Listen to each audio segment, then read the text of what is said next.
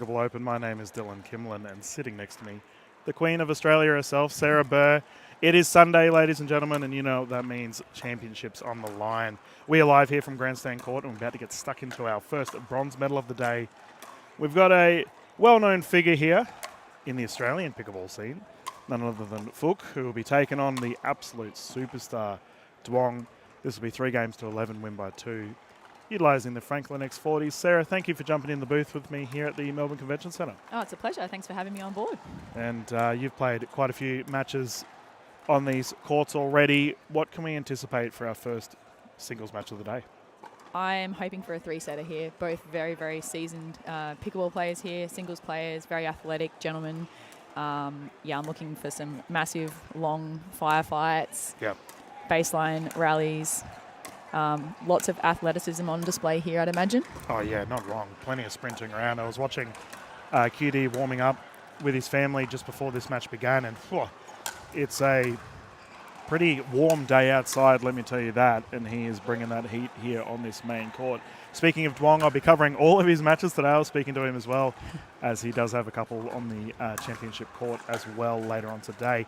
And my goodness, what a spectacular athlete he is. I think he's drawn a lot of interest from the Australian pickleball crowd. There's been already a lot of fans piling in to watch this bronze medal match. Is there anything that's really impressed you about his game? Probably his athleticism and just the power of his ground strokes. Oh, yeah. Like, he absolutely rips the ball. Very impressive. And just the work ethic. As you said, he's been out here for probably the best part of an hour with his dad and his brother, doing lots of very specific drills, getting some patterns down. And really impressed with his prep. Speaking of his brother, Bao went viral with that nasty Nelson shot earlier this week. And my goodness, wasn't that a lot of fun to call that? Please pop on over to the PPA social media pages if you want to see that little bit of action. But on the other side, we've obviously got Fook Hun, who we've seen many times here in the Australian pickleball scene, obviously playing in the MLPA format. You've gone up against him in the past. I have. And what's your thoughts on his game? Yeah, he has one of the hardest drives I've ever come up against in doubles. So happy to have a win against him actually in MLP. But he's a great athlete again, and I had the pleasure of watching him play in Vietnam, where he took out the singles title there. So he's in really fine form. So and top bloke as well, like really friendly, always chatting to everyone. And this morning, however, minimal chatting. He was locked in the zone. I was seeing him with the Franklin X40 in front of him. He was visualising the whole time. But we can visualise this bronze medal match about to get started. 0-0. And an anticlimactic beginning with an off serve.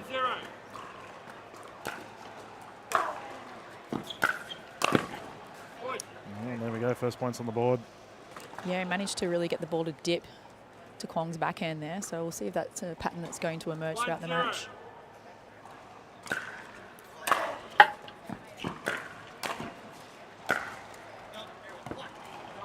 There we go, side out. And QD's already got a fair bit of experience when it comes to winning medals in the PPA format. He managed to beat Ben Johns twice last year. And he's already taken a gold and a silver in the 2024 season as well.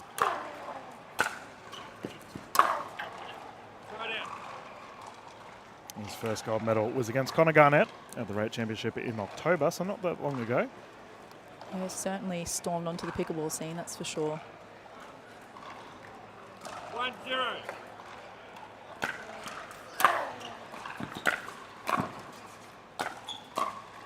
There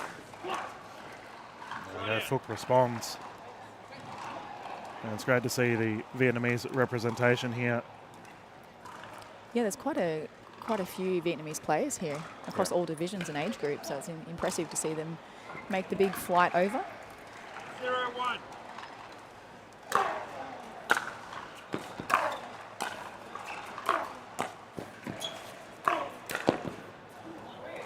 Flick of the wrist goes long. I love this, by the way. Kwong's dad in the crowd. He's had a ball the whole weekend. He's big smile on his face. 1-1. It's been good to see.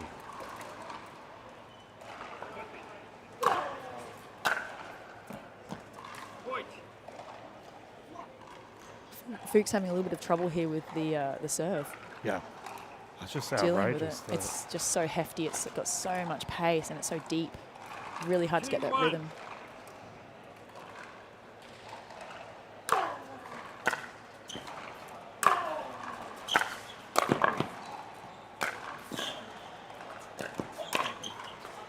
Oh, there we go. Good play for Fook. No one sails long.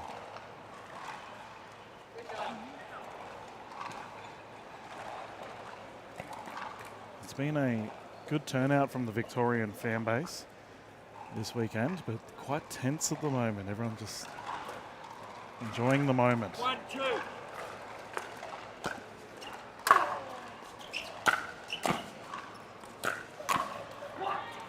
Side out.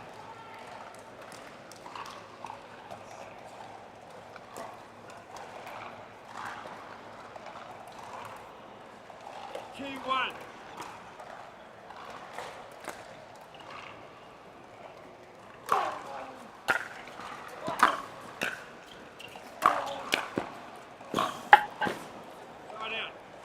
Couple of side outs to get us going here, Sarah. Yeah, it's like neither has managed to really run away with a string of points here. We're getting a lot of side outs.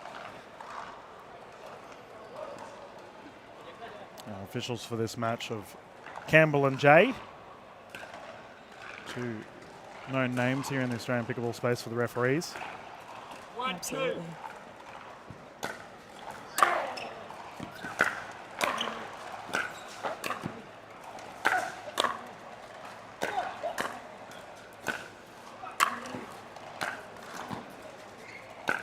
Oh, it's an incredible point there.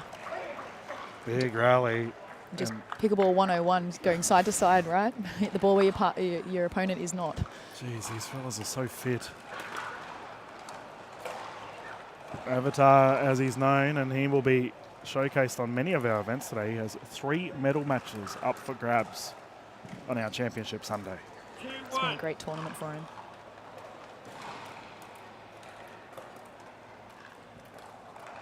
Slajana and James, Rebecca and Kendall, court 1. Ivan and Shane, Ian and David, show court 2, please. Yep, put away there from Hun. And the matches I'm referring to, we will see Quan later on today on Grandstand Court once more. He'll be playing the bronze medal for the mixed doubles, teaming up with Viv Glosman. And they'll be up against Jay DeVilliers and Elise Jones. And then after that, championship court for the gold. Big day ahead for him.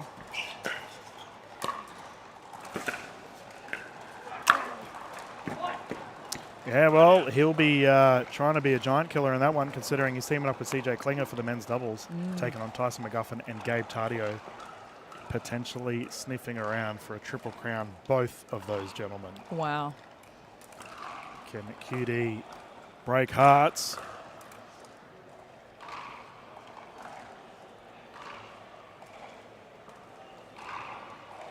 T1.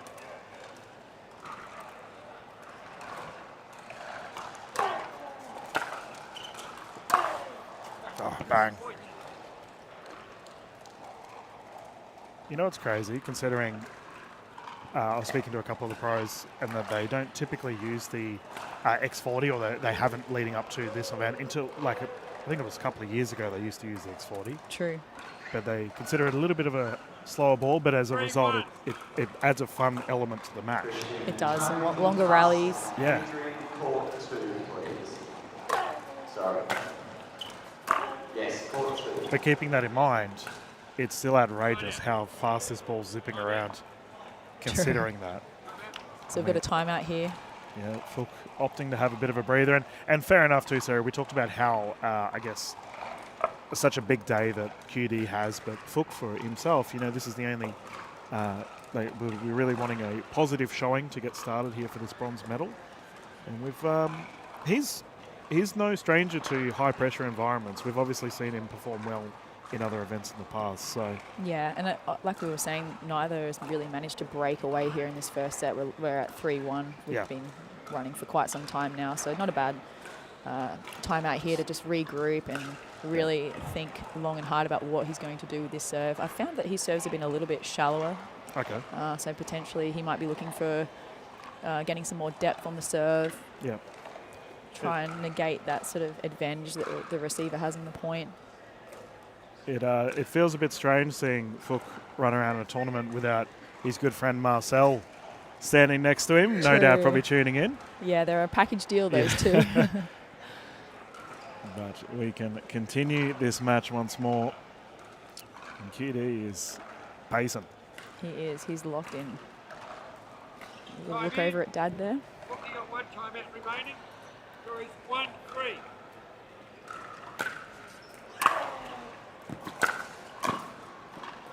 Point. Fook did an amazing job because that was a really deep, hard return by QD there. Another point on the board. 2-3.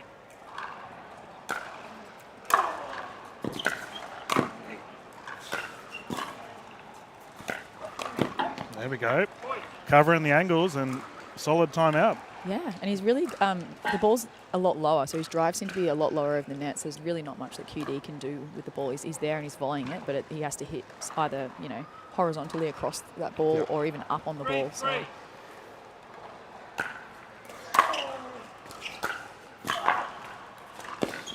Oh, That's crafty. Flick of the wrist, claps all round. And he has responded very well after that timeout. We can see QD on the right side. Oh, he's just off camera having a chat to Dad. But it's all about Fook at the moment. It is. Just finding those angles and keeping the ball super low.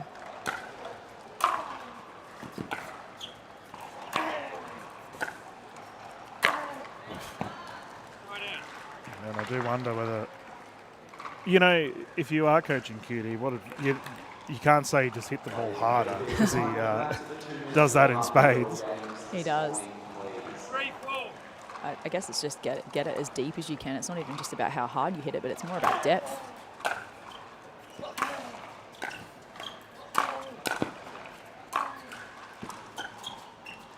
Oh, got under it. Almost got it. Driving prowess, simply incredible, Sarah. They're both so good at their drives.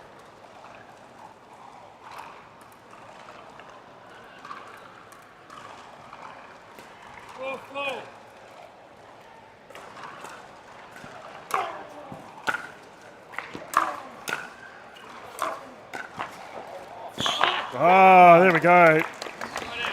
Outrageous reach there from Huon. Yeah, incredible court coverage there. And just great anticipation. It's so hard to read because Kwong uses a lot of wrist, so he can sort of change direction at the last minute, but he's got quite a good read on him at the moment.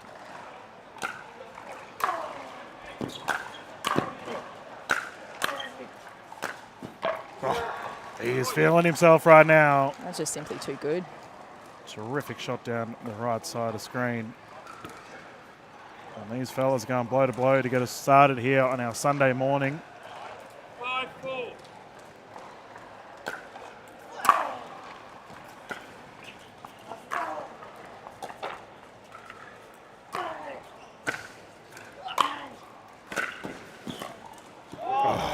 Great touch there by QD. Yeah. Gentle caress into the kitchen, and that side out once more. I honestly feel like Fook's having a lot more success just going for the flatter, lower drives when he's trying to do the sort of topspin rolls. They're just sitting up that little bit too high, and QD's all over it at the kitchen there.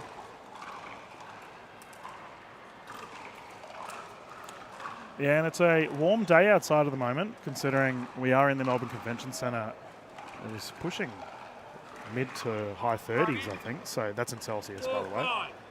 Yeah, I'm actually very fortunate to be indoors and lovely air conditioning. Martin, Brett and Donald, please, to court 5. That's just gone long. I did see Fook having long conversations with Dao Young,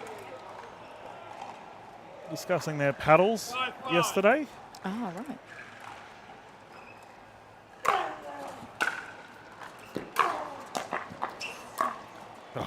Wow. And it doesn't matter what paddle you use when you're up against someone that can strike the ball as well as that. That was a great point. He's taken a 1-point lead here. 6-5.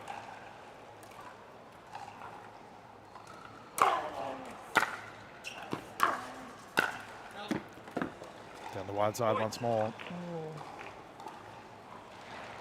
Pull up a bit proppy there. Yeah, QD was quite lucky to get away with that one because it was high. It's definitely a ball that Fook puts away 9 times out of 10.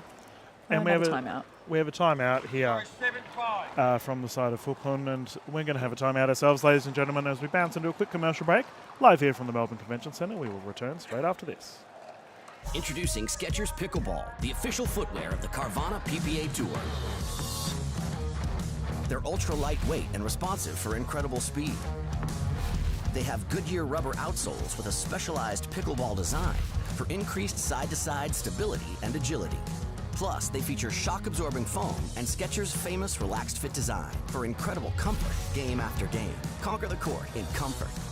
Skechers Pickleball, the official footwear of the Carvana PPA Tour.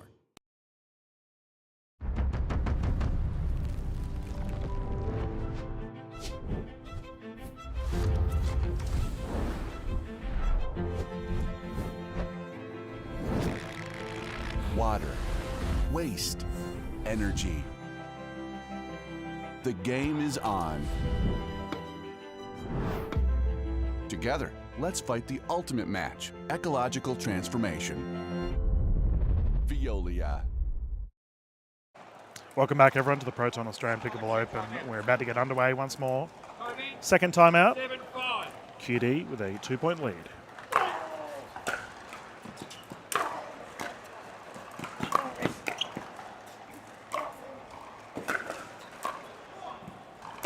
Ooh, full tilt. Fook threw everything but the kitchen sink at that point. Not wrong, my goodness. A deep return, a drop volley, crazy gets, and still unfortunately not able to get the side out.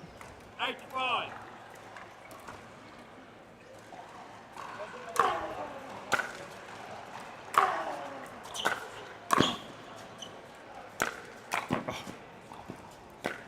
Passing shots from Hun, elite.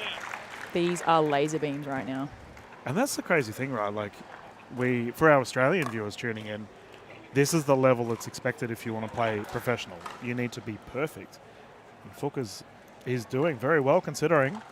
He sure is. Like I said, I think that's working so well for him, though. He's just going for those flatter, low drives. 5-8.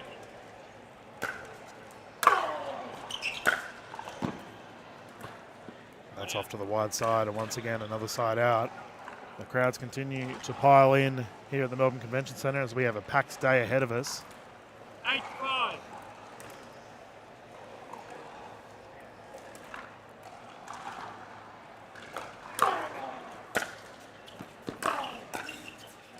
Oh, bang, put away.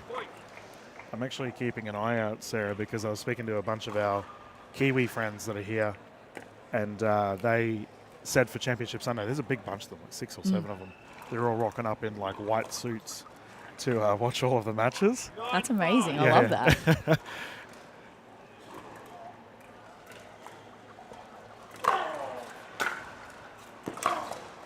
So if it looks like a boy band from the 90s piles in the background, ladies and gentlemen, please let me know in the comments so I can give them a wave.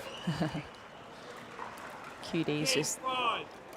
teeing off right now. Some crazy winners. And that's locked it in. Game 1 has gone to Duong. Fook did play some terrific shots, but just the sheer consistency on display here for QD, locking down the first one. Absolutely. It's just been relentless. That's the right terminology, I think, to discuss when it comes to Kwong Dong, and he's looks very calm. He does look very calm. But Yeah. honestly, I feel like you said, you almost have to be perfect at this point. Playing pro, and, Fook's been hitting some good drives, but they're just not quite good enough, and they've just been eaten up. Kwong's all over it, just relentless with his pressure and pace and angles. Just what do you just have to say, I've done my best. That's right, and that's Go the back to crazy the thing, next set. right? Like, considering how well Fook is playing, like their shots are close to perfect, but when you're up against someone like this young man, the enigma himself, yeah, it's just outrageous. From your perspective, Sarah, like obviously you've gone toe-to-toe with quite a few of the American pros. What's your experience, someone that plays over here and then going up against this quality? I feel like the difference is most of the US pros and some of these high-level international players is that they can maintain that really high level for longer periods of time. So I feel like a lot of our Australian players have the ability to do it for a certain amount of time, a set or half a set, but these guys are doing it all day. Yeah. So I think that's been the big takeaway that we've all learnt, I think, as a collective. Yeah, well, lots of learning to be had and a lot of positives as well. I think talking about going all day, I did mention Duong has games all day, so his campaign's only beginning, but Fook would love to force a game 3 as we get started with a bang down the left corner. That's a great start. First points on the board in this game too. We would all love to see game 3 here. Oh, yeah. 1-0.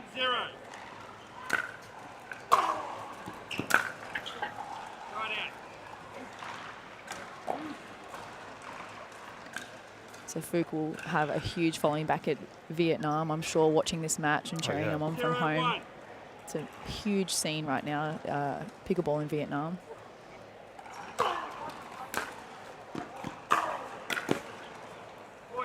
Yeah, well, how amazing was our Vietnam Open that we did last year with PPA Australia?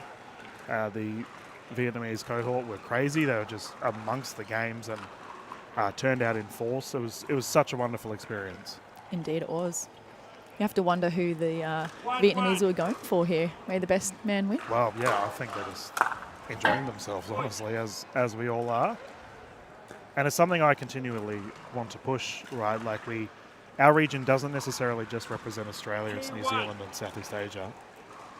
And how proud we are. Absolutely. He's getting a couple of free points here with these massive serve. Fook having a little bit of trouble timing the return.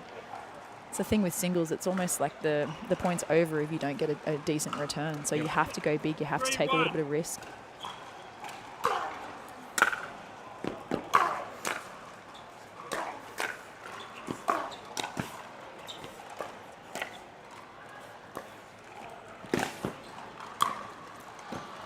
Jeez, that top spin he applies on my double-handed backhand. Yeah. It was one of the few sort of cat and mouse points we've had so far. It's honestly just been a blasting from the baseline at this point. Full-on artillery on display here for our game 2.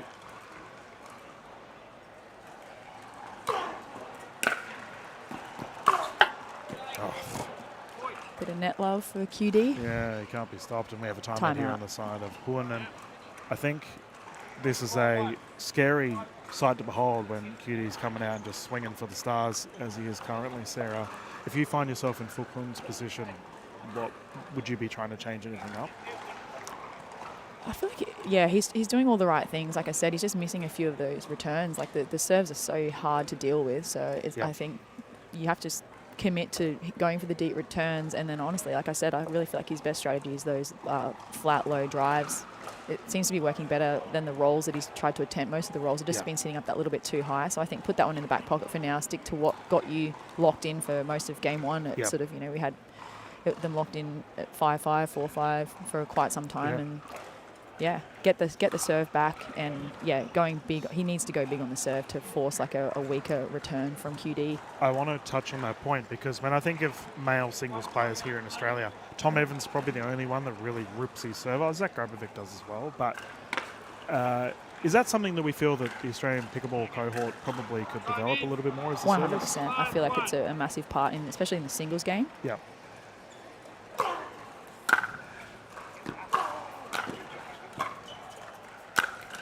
That was a better point there from Fook. He really put the pressure on. Really nice deep return. He needs to really lock in here. He needs that to commit to a big serve. Get some more points on the board.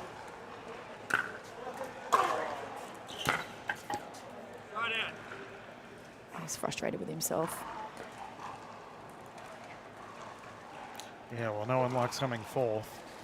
And Fook will be doing everything he can to get himself back into this. It's not over yet.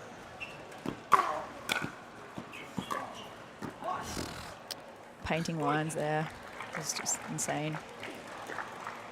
Simply outrageous. The shots this young man has.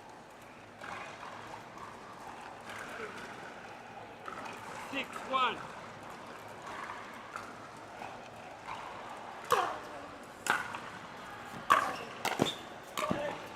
Watch.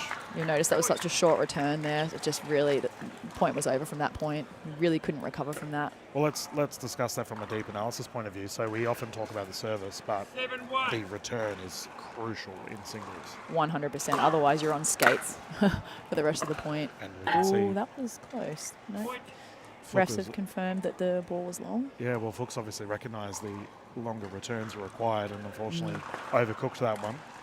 Like I said, it's the right strategy because it might lengthen the points a little bit, but really you're on the back foot completely if you don't get a deep return.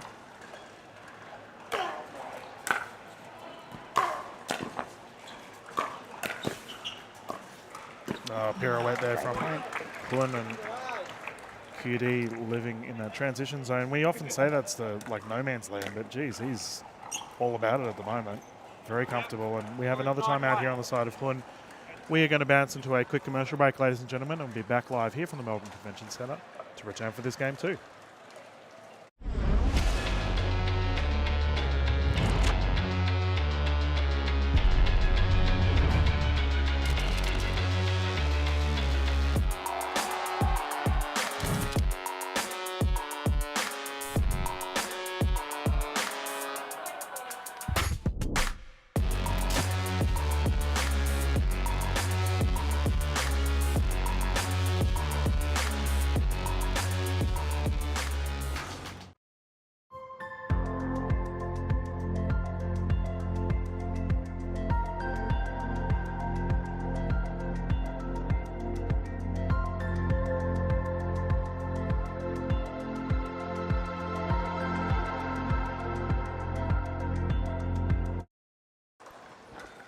Welcome back, everyone. We are going to continue here for this 9-1.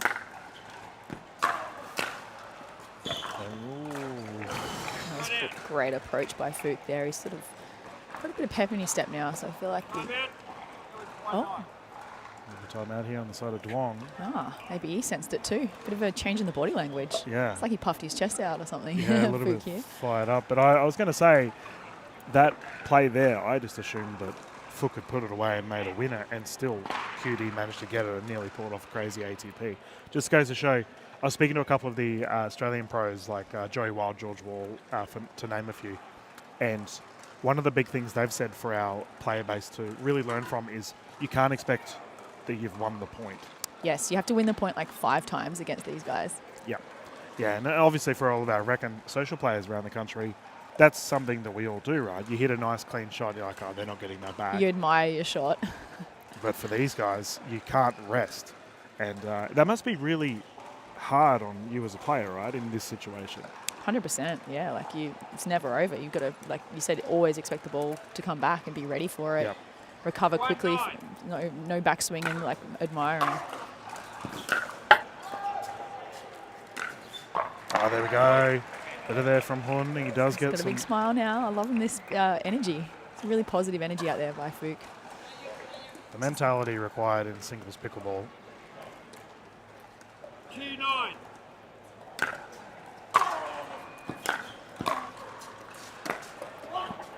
All positive.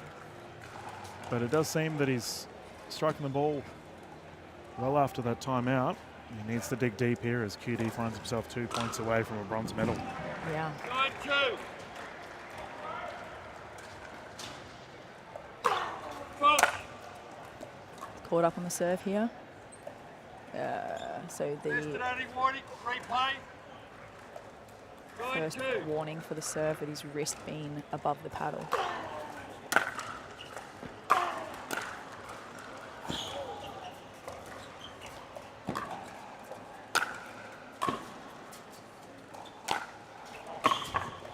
Oh, simply Excellent outrageous. point. Should make a correction there. His paddle was above his wrist as he struck the ball there. That was the service warning for QD. What a rally that was, my goodness. Amazing. And that final shot there from Hun down the left side, pummeled. 2-9. Point.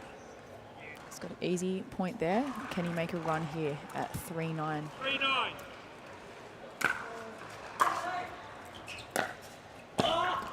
Beautiful roll. We haven't sort of seen him attack the roll to the forehand as Yeah. much. Yeah, well, it's all been all-out driving, right? Like we've seen Yeah. barely any slow approaches to the net. We did see quite a fair bit of cat and mouse play style within the player base yesterday. These two gentlemen are 4-9. showing their guns at the moment, and we are enjoying it. Oh, just hit the tape there, unfortunately. He's really, he's mixing things up now. He's adding a few more rolls, Yeah. trying some different angles. Well, I go and mention a slower off-pace ball and it lands in the net. 9-4. Be quiet, Dylan. Let's see if he returns forehand again. Instead of pattern's been forehand, and then a rip to the backhand.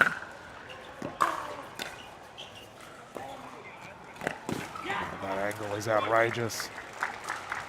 And QD now finds himself with an opportunity to gobble up a bronze medal to get us started here for Championship Sunday.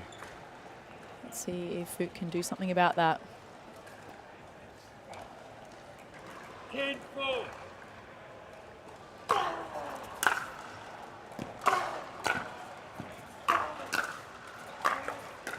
Oh, and it's done. Game net. Yep, and Duong will secure the first medal of the day, bronze medal, going to Kwong Duong, who has a big Sunday ahead of him. 2 more medal matches to come, and Sarah, I'd say he was hitting the ball very cleanly. Yeah, I mean, Fook played well as well, so it's like he has to sort of hold his head high there. He gave him a really good run, particularly in that first set. It was very tight. It was locked in. It was side out after side out for the first half of the that match. And they've just, I think that's just one of those instances where you say, they were too good on the day. They were that little bit better, a little bit more consistent. I'm trying not to laugh, ladies and gentlemen, as I've just looked over at Fook's bench. He has Bao Duong sitting in his bench. So that's Kwong's brother, clearly cheering on his opposition. But for Fook, admirable effort. He's up against one of the superstars of the American pickleball space. And what an exciting way to get us started, ladies and gentlemen. We will continue the streams. Thank you for jumping in the booth with me, Sarah. It was a pleasure. Thank you. We have ladies bronze medal coming up with 2 Australians, 2 that you are very familiar with. Dikasavic v. Shkuman. Here live from Grandstand Court, not too far away.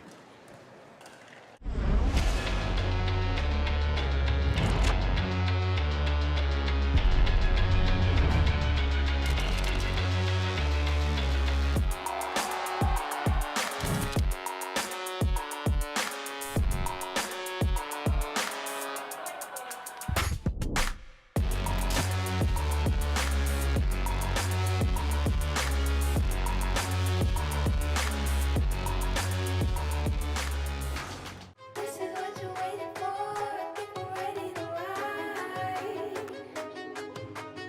I think I'm ready tonight. I think I'm ready tonight. This is what you're waiting for. I think we're ready to ride.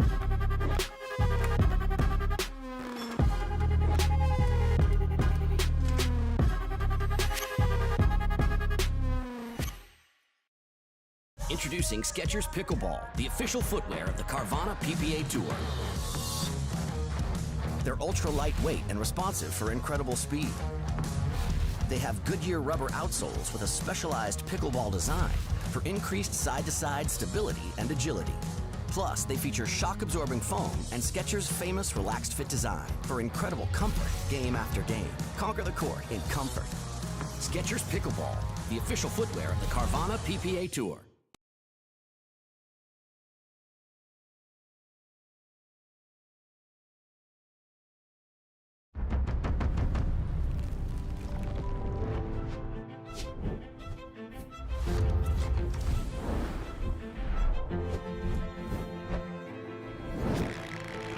Water, waste, energy.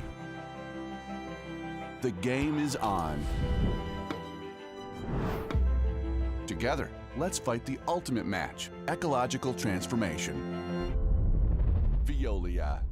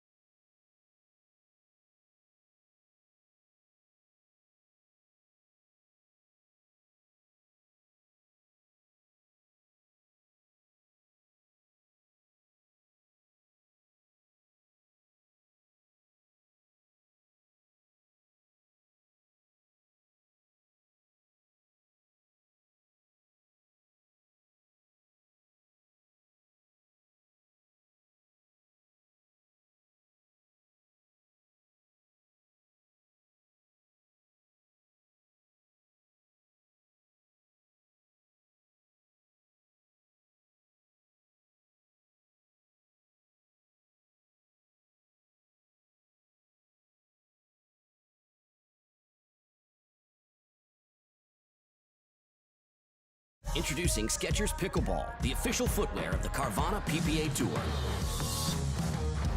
They're ultra lightweight and responsive for incredible speed. They have Goodyear rubber outsoles with a specialized pickleball design for increased side-to-side stability and agility. Plus, they feature shock-absorbing foam and Skechers' famous relaxed fit design for incredible comfort game after game. Conquer the court in comfort.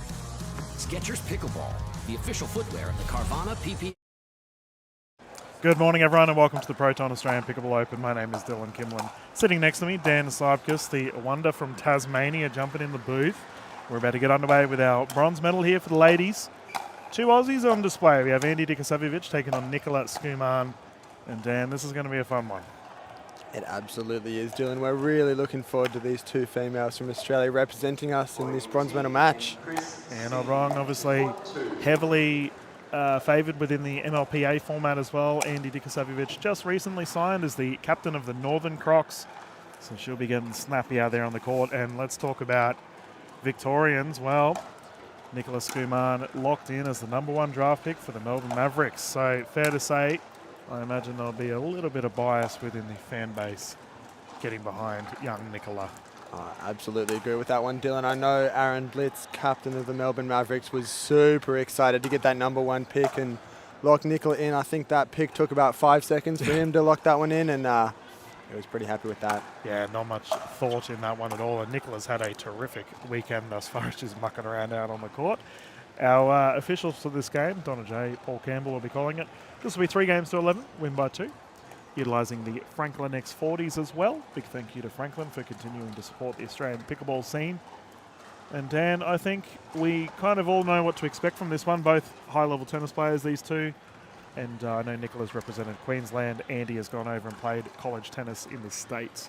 So this is going to be a pretty, I'm going to assume banger ball is my guess. But these two are locked in, ready to go. And no doubt this should be a fun one to get us started. Both wonderful ambassadors for our sport. As Dikasavjevic will be bringing us in. Let's get started. Bronze medal pickleball, 0-0.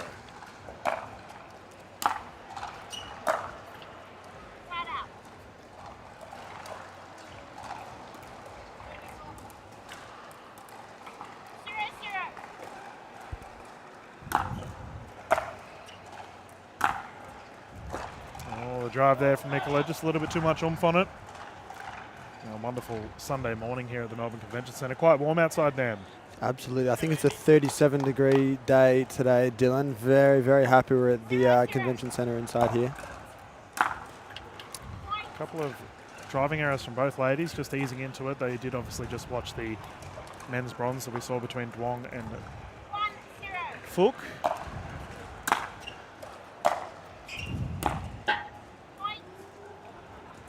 And it does seem that the baseline driving not going to plan for Skuman at the moment. A quick 2-point lead for Andy Dikasavjevic.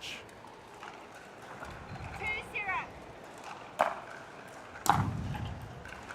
Make it 3. Might be a bit of a tone setter for this match. The first couple of drives not leading there, Dylan.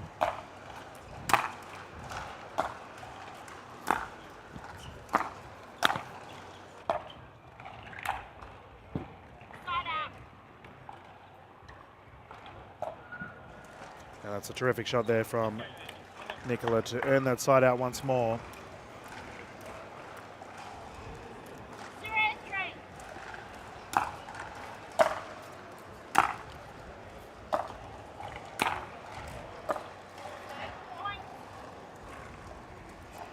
I know these two have really ramped up their training schedules for the, dare I say, off-season of pickleball, which doesn't happen, right, ladies and gentlemen? We all play around the Christmas period. These two have been getting stuck into it. Called on the wide side.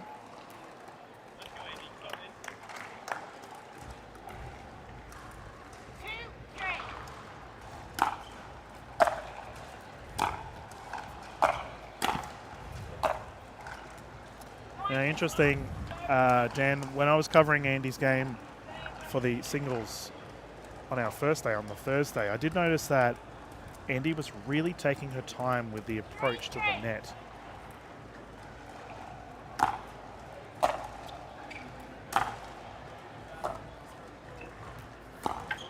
I think we can see that trend continuing here, Dylan. Great observation there. You can see that Andy's really, taking it nice and slow, and you can see those couple of false shots early, and then now really, really getting into those drives.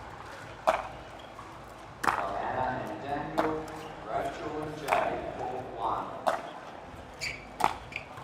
1. Oh, passing shot, exquisite. Fantastic work there, Dylan. You can really see that she's, like you said, taking her time and then nailing that perfect shot when Nicola was the aggressive one there. I think that's what she's looking for in this game, to wait out the patience for those shots.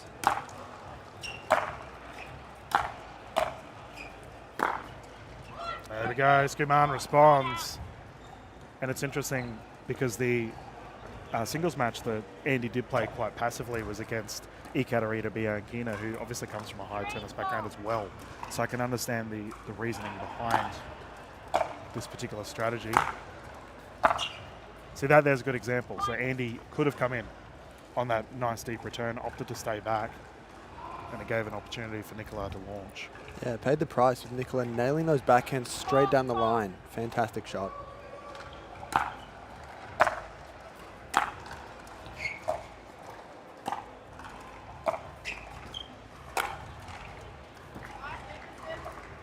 She's playing a lot more comfortably at the kitchen line thus far, is Nicola, and my goodness, she can whack a ball.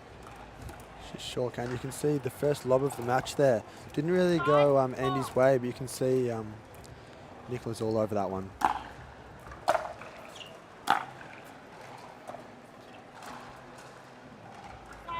Offside. Challenges there. Official Campbell has confirmed it was wide.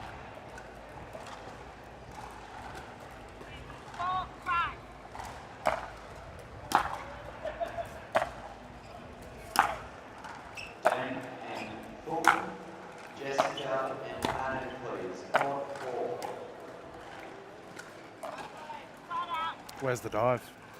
Fantastic shot there by Nicola. I don't think Andy was diving for that one anytime soon. I've been watching too much of Elise Jones.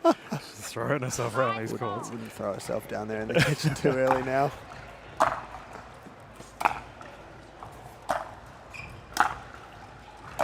Still no approach.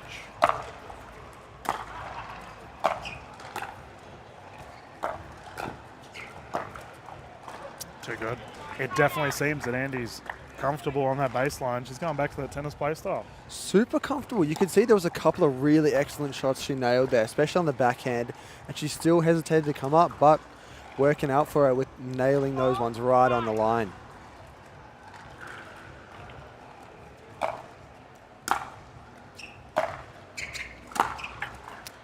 P's mean degrees, and Dika Savic is all over the passes right now.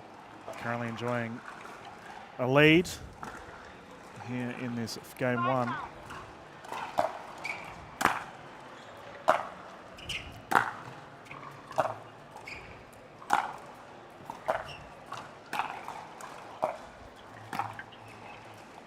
There's the lead. There we go. 6-5. Andy's really, really working out with that strategy of not approaching. Nicola's approached a couple of those times, and then those shots from Nicola on the volley aren't working out. Andy's really playing to her strengths right now. And we have a timeout on the side of Skuman as a result. And it's interesting, isn't it, Dan? Because typically here with our women's singles, we do see the ladies prefer to get to the kitchen as soon as possible and put it away. But Dika Savic going against the grain, so to speak, and currently playing some strong pickleball. We can see on the kitchen cam there, right side, the gentleman with the cockatoo haircut, none other than Supercoach Mike Newell, straight over to Skuman and having a bit of a chat to her regarding strategies and what to be expected. And Mike, coming from a high tennis background himself, would know exactly what Dika Savic is up to. I think Mike's advice there might be a bit on the defensive there, and really trying to match Andy's play style as those approaches aren't really going her way. But I'm sure we'll see Nicola bounce back. It's an interesting one, right? Because like we saw the gentleman play in the bronze medal just before this, and both had long reach. They were very athletic. Because these ladies, not as tall, not as stretchy, dare I say, with the arm reach, and as such, relying more on that power to deliver the final shots. Absolutely, Dylan.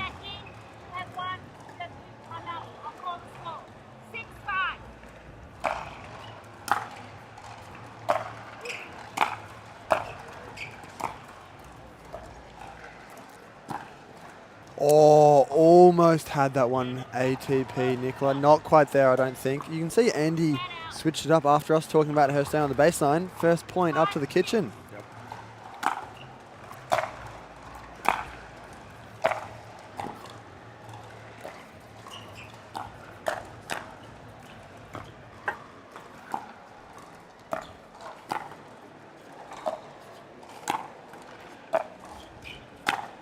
Oh, Skumard had it. That was a terrific rally as well. Pure geometry on display. And that was a good piece of insight there, Dan, because Dikasevic seems to have mixed things up after that timeout. We'll see if she continues on the offensive end.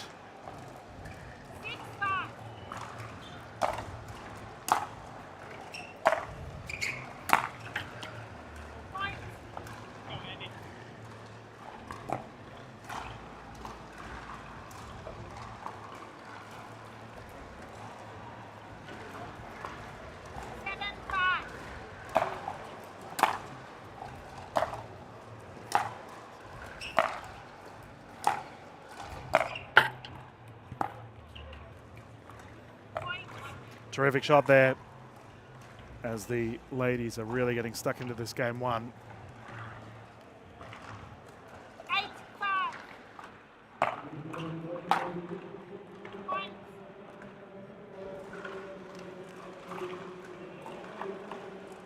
Dikasevic finding herself with a bit of a healthy lead here, 3 points ahead, 3 points still victory.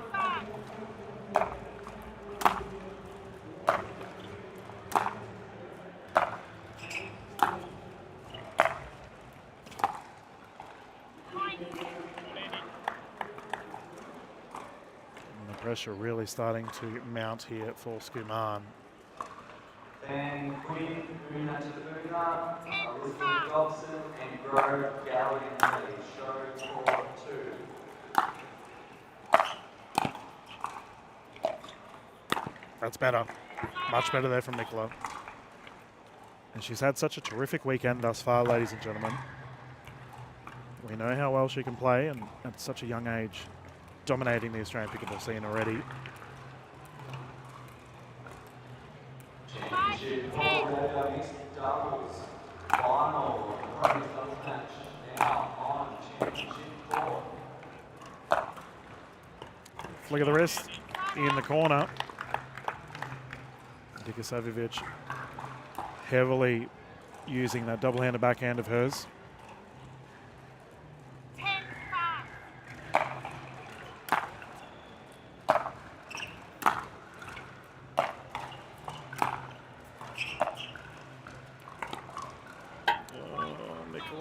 That is game locked in.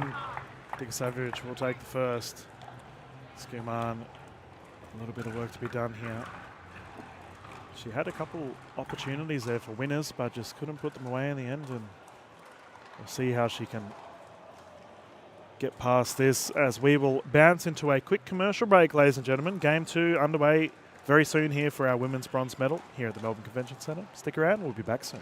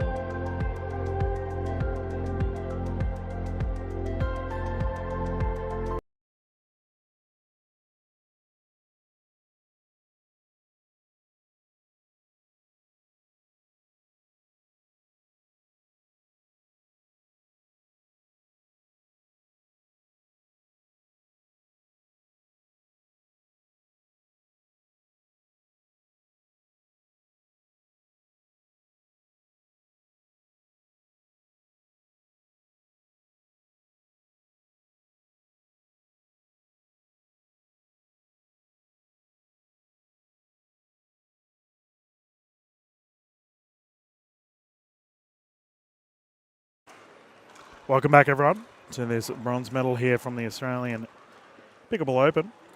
We had the Proton team running amok yesterday, flinging paddles out to our championship court. What a lot of fun that was. We had North Melbourne superstar from the Australian Football League.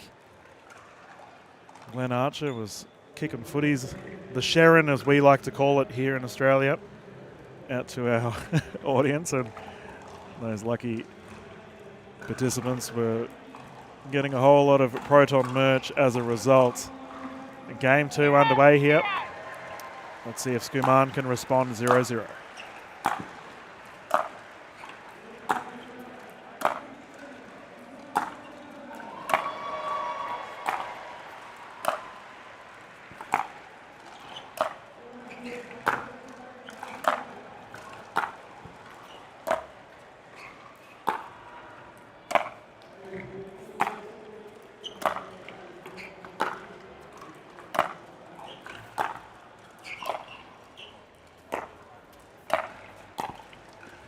Terrific. What a first rally for this game too. Just gone on the wide side, but we could see there Skuman was a lot more patient, waiting to come up to the kitchen line, opting to duke it out, and in the end, just wide.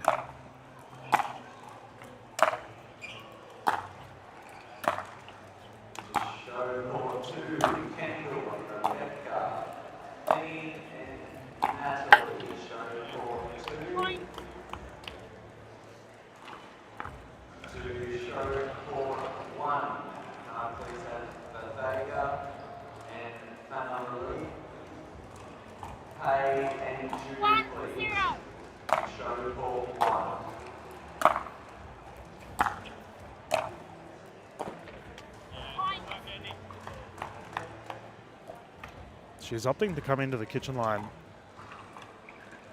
at the right times at the moment, Dikasavic. Definitely not a predictable play style, however, though, because it's not every rally.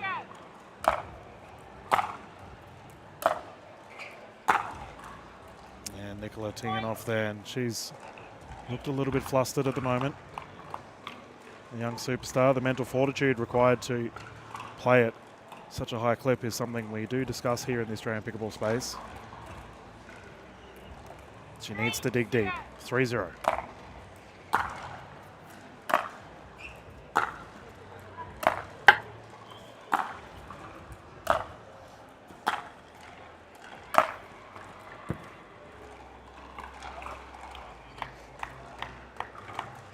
Confirmed in, and my goodness. Andy's firing on all cylinders at the moment.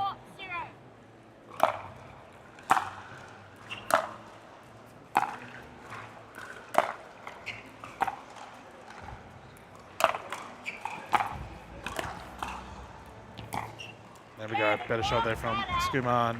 Solid transition, puts that one away.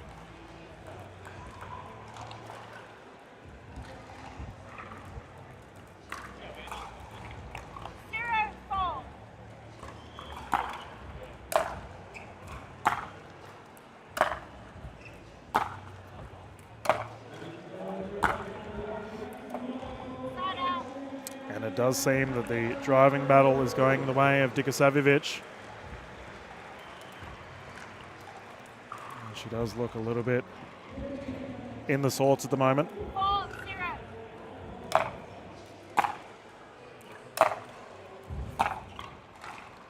I do wonder if we're going to see a timeout as a result. Yep, that is what we are going to see. So she's just got to get the mental going for Dikasavic. This is smooth as butter at the moment. Sitting at the baseline, those big baseline shots are working a treat for her currently. As I mentioned, the captain of the Northern Crocs had a terrific 2024. And I think she stunned a lot of the Australian player base. This random person with a really long last name came out and dominated. But what a wonderful ambassador for our sport. She has quickly become fan favourite. The Northern Crocs have a massive fan base starting to brew north of Brisbane onwards. And they'll be cheering her on.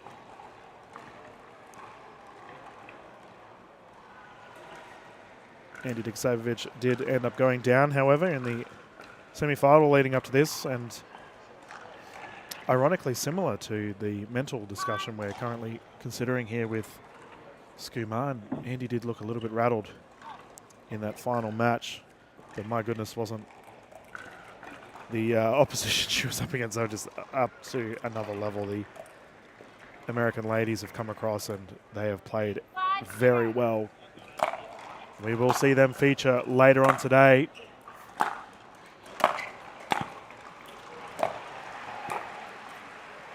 As for our women's gold medal, we have another former captain of the Northern Crocs, Summit Alabama, is taking on #1 seed Caitlin Christian.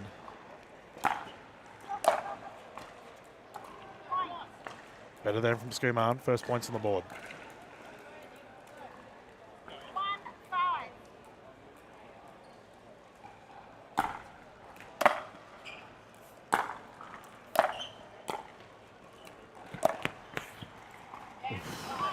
Just wide. Dikasavovich had the jets on.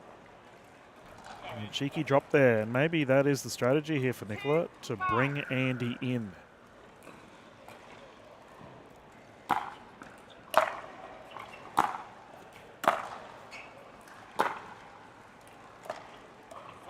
Wide side, side out. Dikasavovich will once again obtain the service.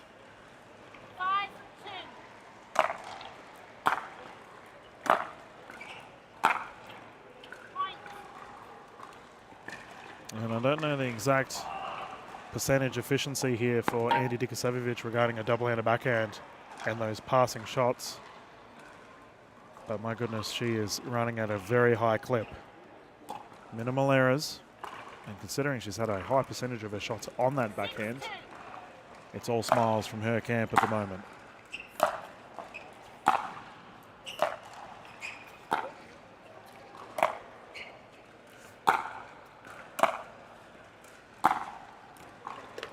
That's called wide. Challenge is there. Official J has confirmed the ball is in.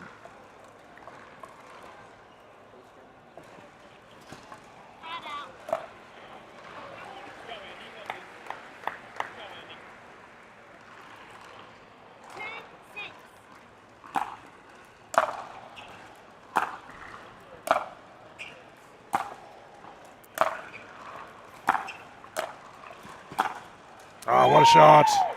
There we go. That's a response from Skuman. And the one she's looking for. You've got a Viv Glosman watching this game on the sidelines. She gave the nod of approval from that.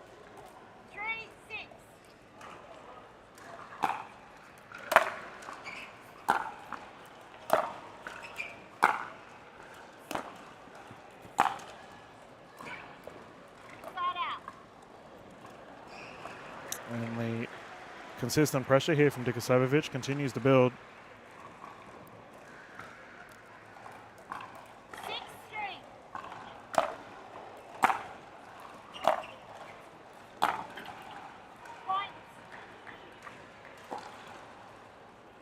And it does seem a couple of these errors going into the net are on the transition here for Skuman with that double-handed backhand.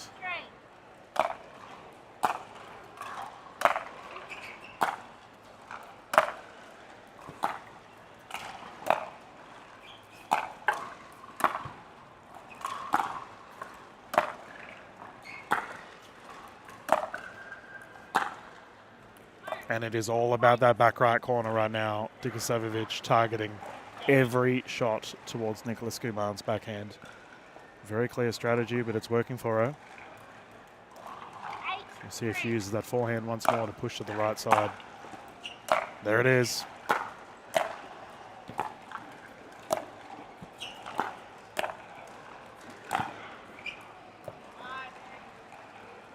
See what the call is on that one, if it was in or out. Awfully close. Dikasavovich has given it. Nice shot from Nicola. Tim and Darren, Ruane and Tim to show for one. That comes at a crucial time, the service error. Pressure really on here for Skuman. She has to fire. We know she has that X factor about her.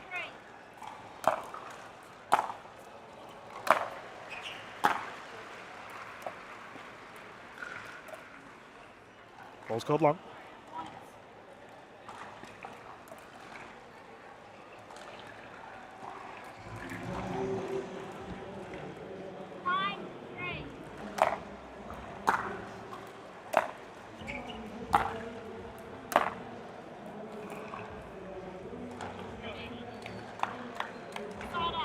And interesting there, Dikasovic going down the forehand side, resulting in an error for Skuman. Can she use this? Okay. Pickleball is all about trends. When you start to recognize them, the game really opens up to you. Skuman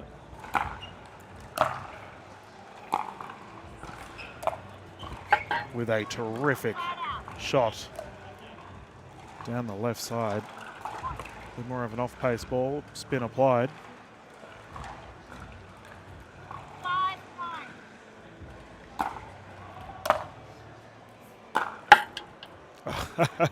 And the net favouring her as well.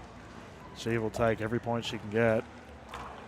Suddenly it's a 3-point game. Great little transition phase here, and we have a timeout from Andy Dikasovic as a result. Yep. Wanting to halt some of that momentum, ladies and gentlemen. And we are going to have a bit of a breather here live from the Melbourne Convention Centre. We'll return with this Game 2 action underway right after this. Introducing Skechers Pickleball, the official footwear of the Carvana PPA Tour. They're ultra lightweight and responsive for incredible speed. They have Goodyear rubber outsoles with a specialized pickleball design for increased side-to-side stability and agility. Plus, they feature shock-absorbing foam and Skechers' famous relaxed fit design for incredible comfort game after game. Conquer the court in comfort. Skechers Pickleball, the official footwear of the Carvana PPA Tour.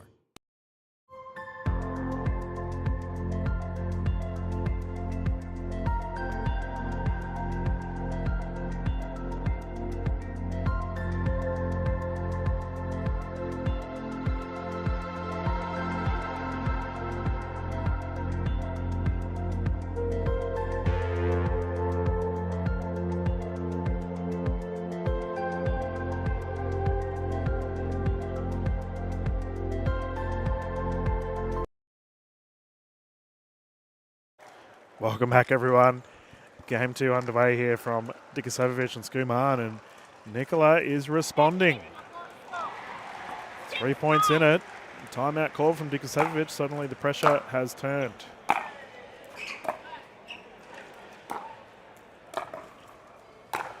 Terrific. Big plays here from Nicola Skuman.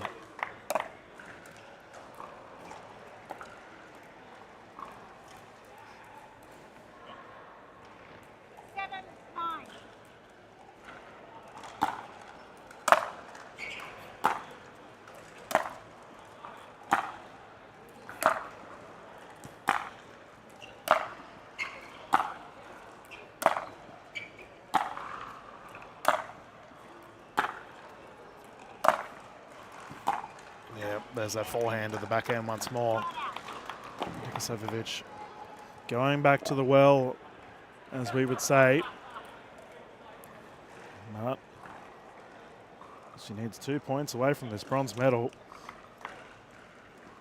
Really kick off her 2025 season on a positive.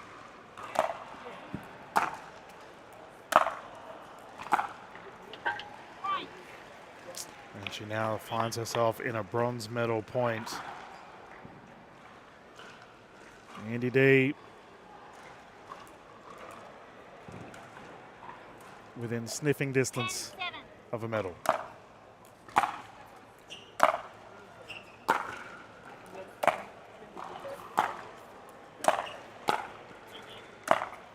Confirmed. Andy Dikasovic will take our Proton Australian Pickleball Open Women's Singles Bronze Medal live here from Grandstand Court. Nicola Skuman just agonisingly close. She had a solid comeback there in Game 2, but in the end, Dikasovic will take the chockies and start off her 2025 with a medal.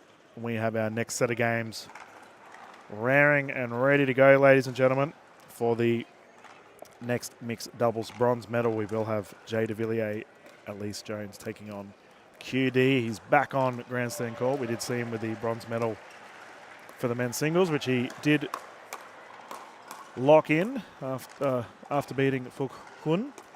But he'll be teaming up with Viv Glosman. Mixed doubles action coming up right here on grandstand court, not too far away. We'll see you soon.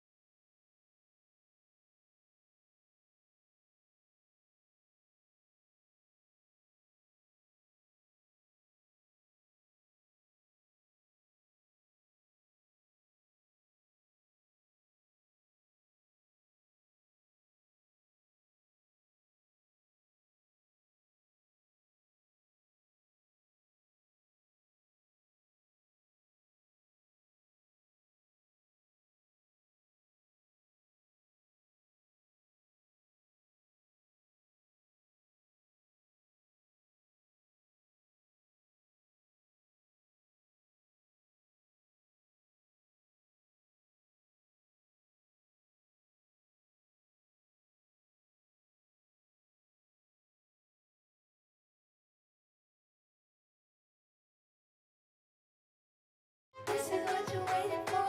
People ready to ride. I think I'm ready tonight. I think I'm ready tonight. This is what you're waiting for. People ready to ride.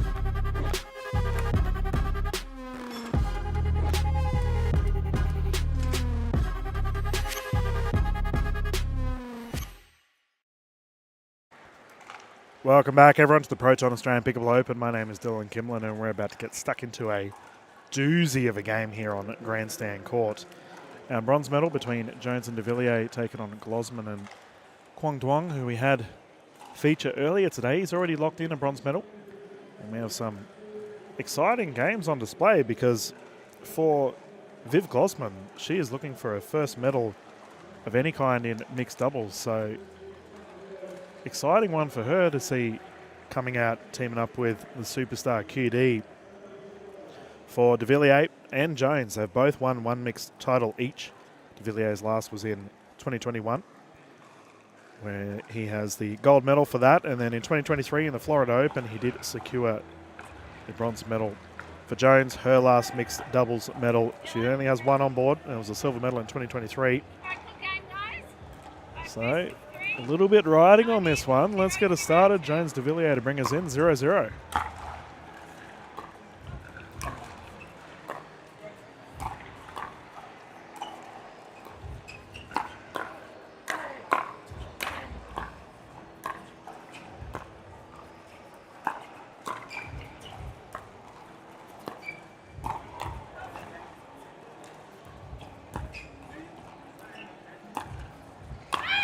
Oh, terrific way to get us started here, and that has been flung into the cafe that's behind our courts here. Terrific shot. And what an exciting Championship Sunday we have on display here for all of our Victorian and Australian fans coming to watch.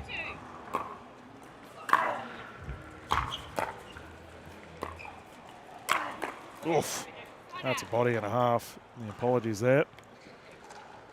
Kitty and Viv Glosman will get it back. 0-1-1.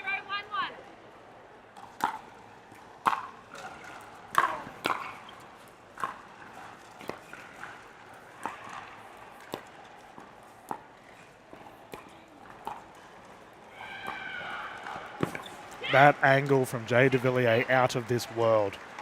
The Ernie was ready to go. Glosman had the paddle in prime position, but it did not matter.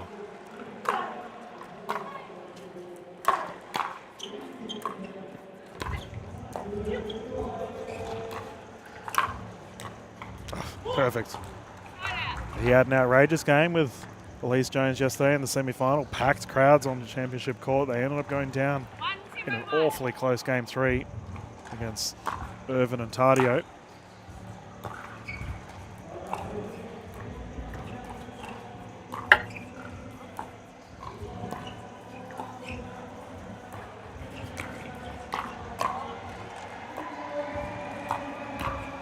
Ah, bodied, he got him back.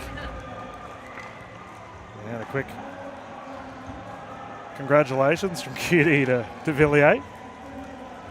2-0-1.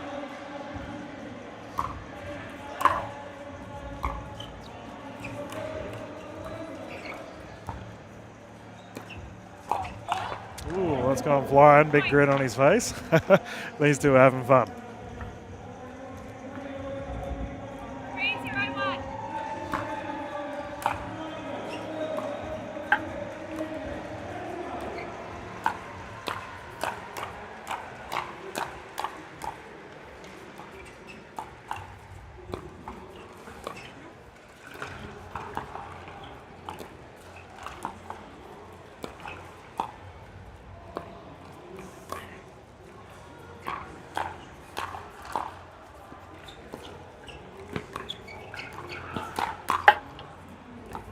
Oh, Viv Glosman did everything right there. Multiple reset attempts.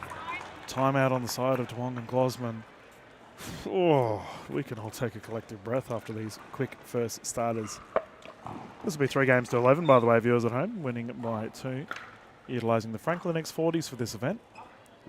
Franklin have been behind the Australian pickleball scene for a long time now. It's great to see them being utilised here at the Proton Australian Pickleball Open. Got a bit of a funny story for you all. These two in the middle of the court. The Campbells, married couple, calling their first event, well, their first pro event as a tandem.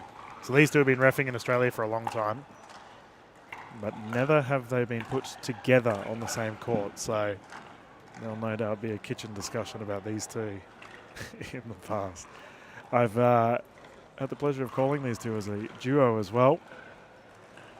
Needless to say, a fair bit of banter may or may not occur around the courts. And players have returned. And for Jones and de Villiers, it's fair to say in their semi-final yesterday, they had the crowd on their feet. Elise Jones is quickly becoming a fan favourite here, considering how much she's thrown herself around on this pick-and-roll surface. Aussies love that die-hard attitude, and we'll see if she can perform here as we get started once more. Oh, Viv getting out of the way, bounces in. The net roll working in favour of de Villiers.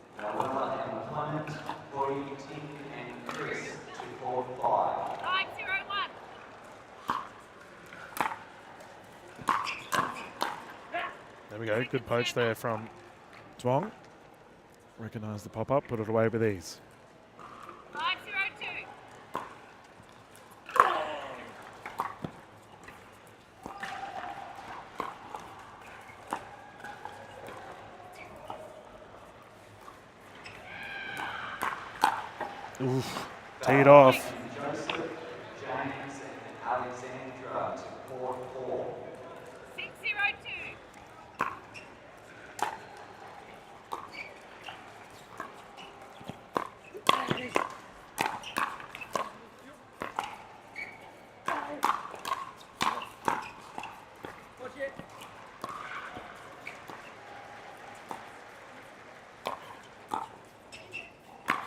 Rally of the match. That lob went AWOL. Terrific play.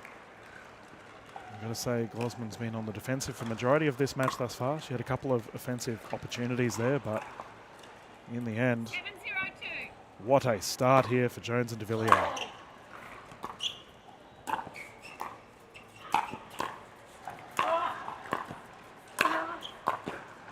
There we go. QD with the coverage. Straight down the middle, forcing the side out.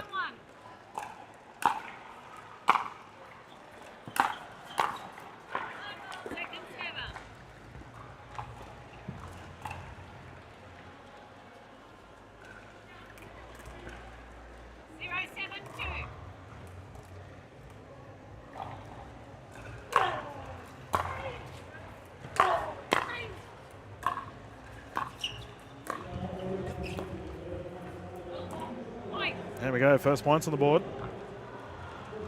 Duong and Glosman. Can they continue to build some momentum here to get this game won? Going, and that is exactly what they do.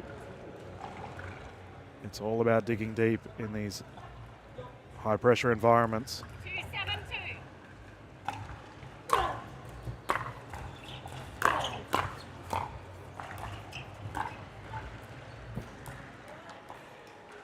Jones did well to get out of the way there. She was hopping around like cat on a hot tin roof in the semi-final yesterday. Very athletic.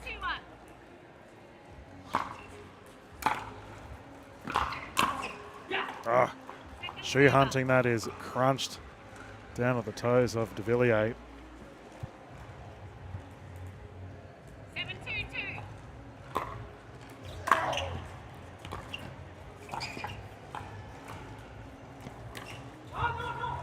Lob is long. Point. And Duong struck a little bit awkwardly, really scooping it out, and that's been hidden to the crowd. We've got Brother Bow over there cheering on, sitting alongside a couple of Australian legends.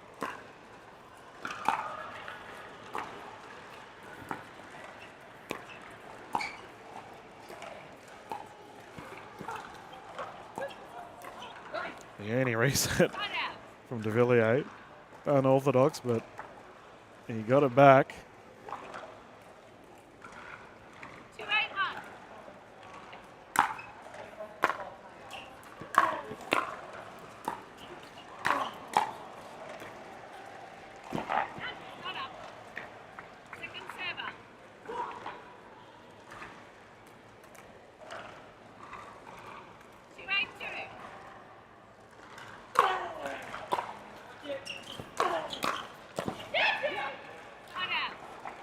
These two are in fine form right now, De Villiers and Jones. Jay De Villiers striking the ball so well. Raw aggression.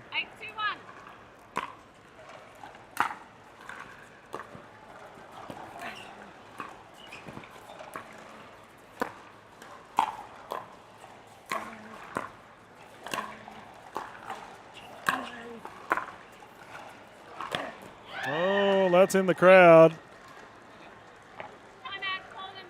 And we have a timeout here. As a result, hit the frame of the paddle, as we say here in Australia. And my goodness, De Villiers and Jones off to a roaring start. 7-point lead in this game to 11. And the fan base has been flooding the championship court just to our right as we have a packed action set Sunday here for our championship Sunday. The overwhelming response I've seen from the social media aspect of things from the Australian, New Zealand, Southeast Asian pickleball space has been very positive. Everyone's had a great time. And we have to give a big thank you to all of our American pros for really getting behind the Aussies here. There have been a lot of fan interactions, a lot of signed shirts and discussions, plenty of coaching on display as well. We had Colin Johns, Tyson McGuffin going out and spending a heap of time with the clubs here in Australia, and we thank them very much for doing so. Continues to build the Australian pickleball scene. Jones serving once more.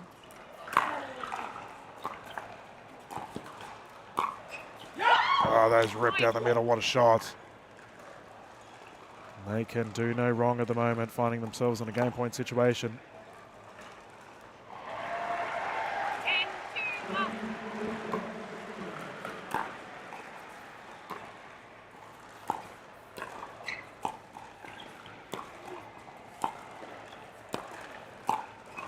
Oh, there we go. Solid shot there from Viv. And put that one away with ease. They need more of it, however.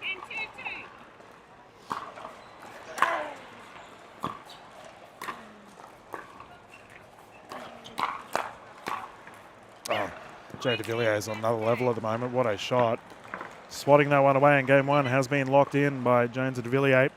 We're going to bounce to a quick commercial break, ladies and gentlemen. We'll be back live here from Grandstand Court from the Proton Australian Pickleball Open. Not too far away.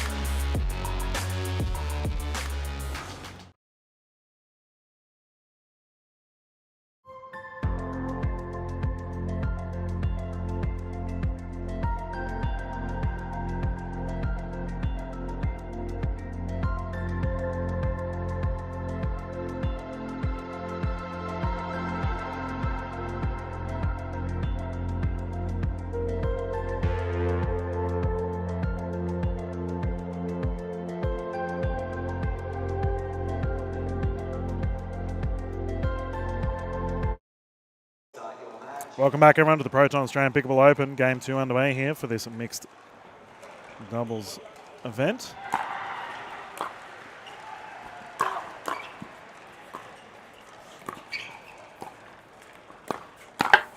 Oh, just long. Gosman, big swing.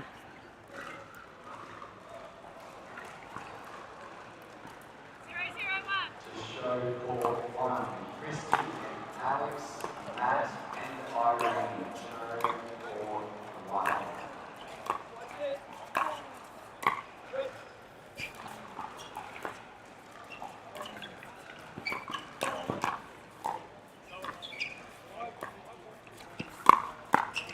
Oh, that ATP is outrageous.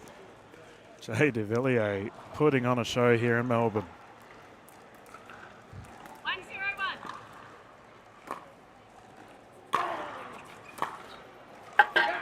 Second server.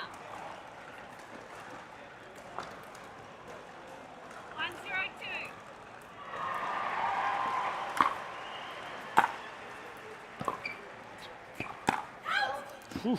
Point. Shoulder check. Goes long. Here's a tall man, de Villiers too. Plenty of target there, but nimble enough to get out of the way.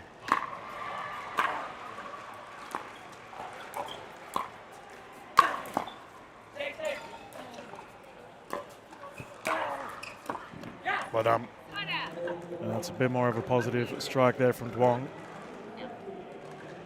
It's fair to say, pressure on these two, only amassing 2 points in game one. 021.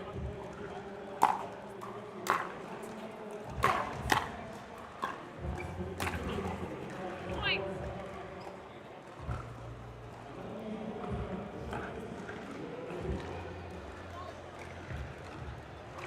One, two, one. Point. Quick 2 points. Just what the doctor ordered for these two.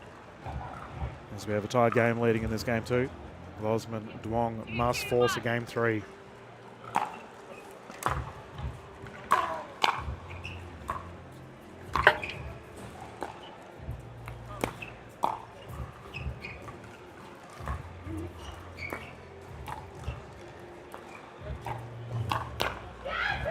Oh, de Villiers had the baby wobble there, kept himself out of the kitchen. Well done. Cheeky grin on his face, he knows it. Second server to bring it in, QD 2-2-2.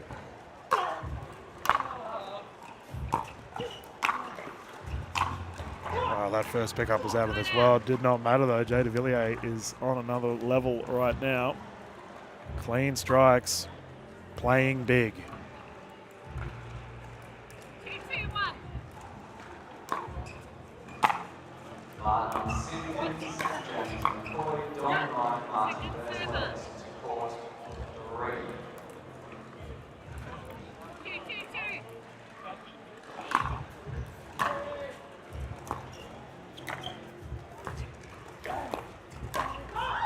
Out of the way. He is reading these speed ups so well. And we did see that a fair bit yesterday as well. He initiated fast-paced ball. He was rebounding very well.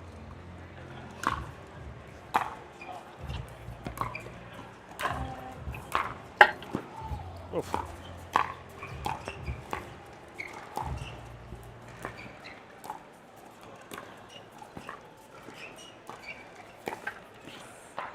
I know that we are down under, but that bounce from that net was crazy. What even happened there? It went horizontal almost, but we have a timeout here on the side of Viv Klosman and Kwong Duong, and they're just reassessing their strategies here. And similar to the bronze medal that we just saw with Dikasavovich and Skuman, where Nicola Skuman really had to dig deep mentally and set herself once more. We can see Vivian Glosman doing the same thing here on our kitchen cam. And viewers at home, it happens to all of us, doesn't it? We've all been there playing rec or tournament. Mentally must dig deep.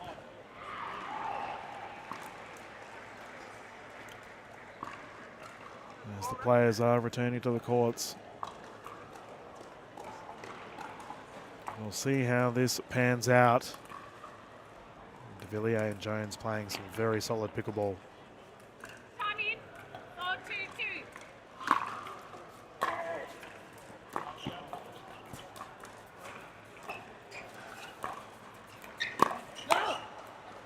Yeah, he considered the ATP there, not enough on it.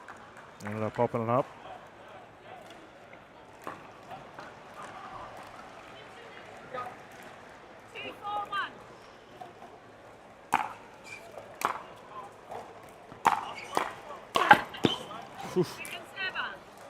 Gone fishing. Duong with the swing. Net in the way. 2-4-2.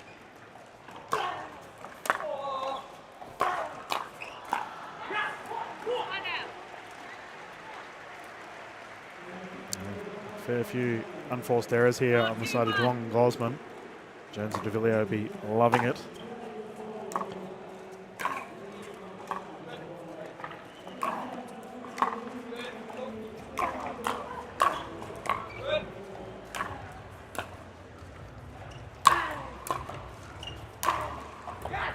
Big swings, so strong, hit so hard, in fact, it's been sent out of the arena.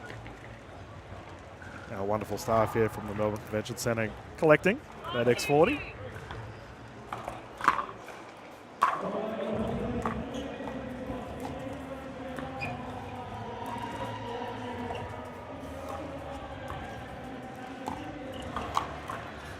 Yeah, he's too tall for that. Like plucking a mango, reaching up and pulling it down. Wonderful play there from de Villiers.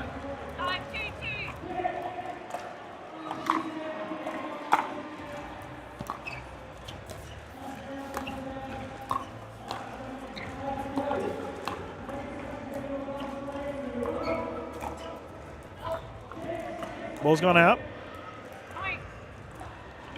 They can do no wrong right now. De Villiers and Jones in cruise control.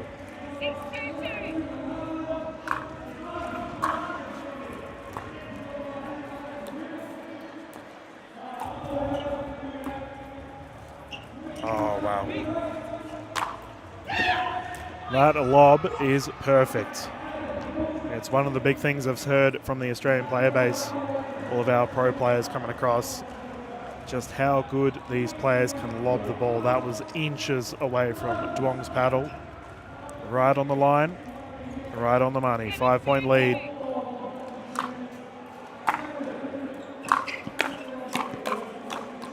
De Villiers cannot be stopped right now. Jay running right here in Melbourne, and they are storming towards the bronze medal. They're going to have a breather, and we're going to do the same, ladies and gentlemen. We'll be back live here for our Game 2 mixed doubles bronze medal straight after this.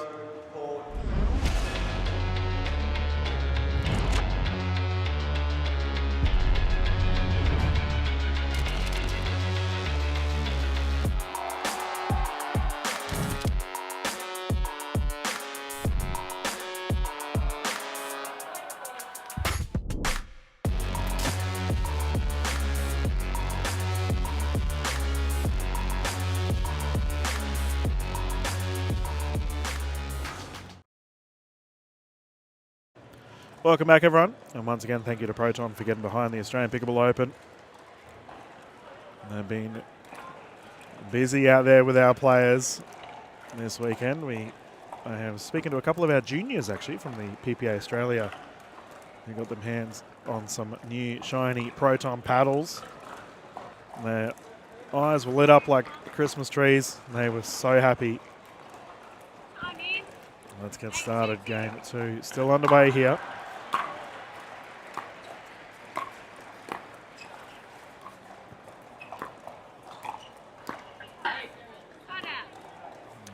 One of the few errors we've seen off the paddle of Jay de Villiers.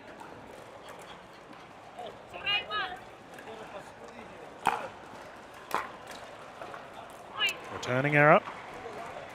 Response time is now for Gosman and Duong.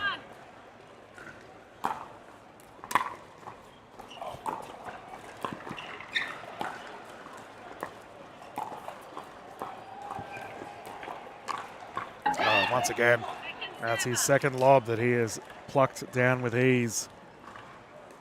Outrageous reach for Jay de Villiers.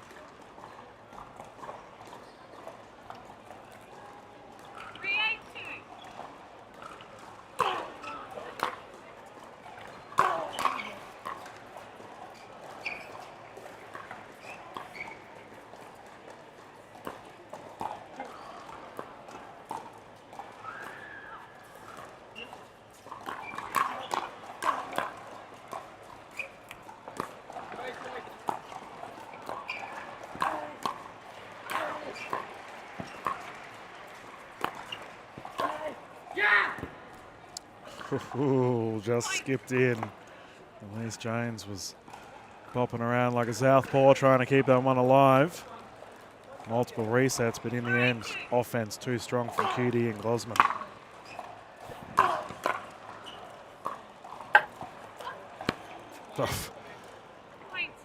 Gravity-defying roll there off the net.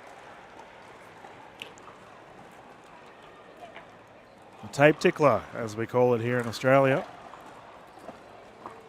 Better passage of play here for Duong and Glosman. 2 errors. Yep, quick timeout from De Villiers, and suddenly 2-point game. Chocky's up for grabs, and this is a terrific response from the duo furthest from screen. Crowds continuing to pile in here at the Melbourne Convention Centre. We've had a lot of the Masters and Challengers players for our MLPA format playing today, as well as having a chat to a bunch of the Masters teammates. And they're all getting ready for their 2025 season. This is a great launching point. Having an event at the start of January leading into the end of January leading into the start of February is a terrific launch pad for our players here in Australia. We pretty much play all year, have a bit of a breather mid-December onwards, but that's about it. So being able to jump here at the start of the year at such a wonderful event is a good thing. And here we go, let's get going. De Villiers and Jones trying to fire themselves up to stop the momentum of their opposition.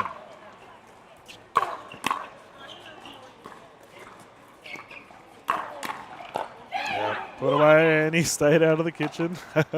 Walking on a tightrope, did well.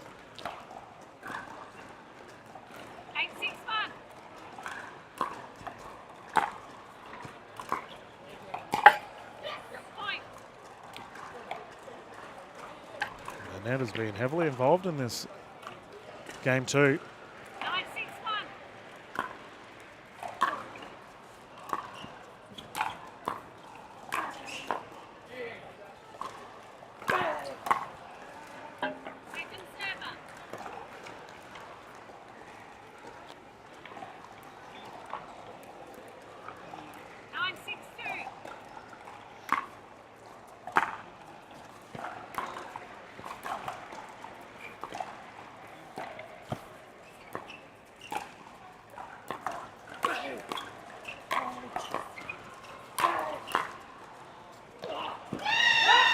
For Elise Jones, she liked that one.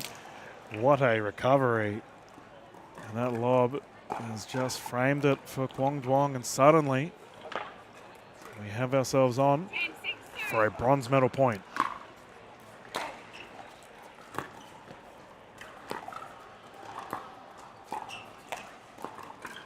Christian and Tony, Brad and Dean to court number 1, please.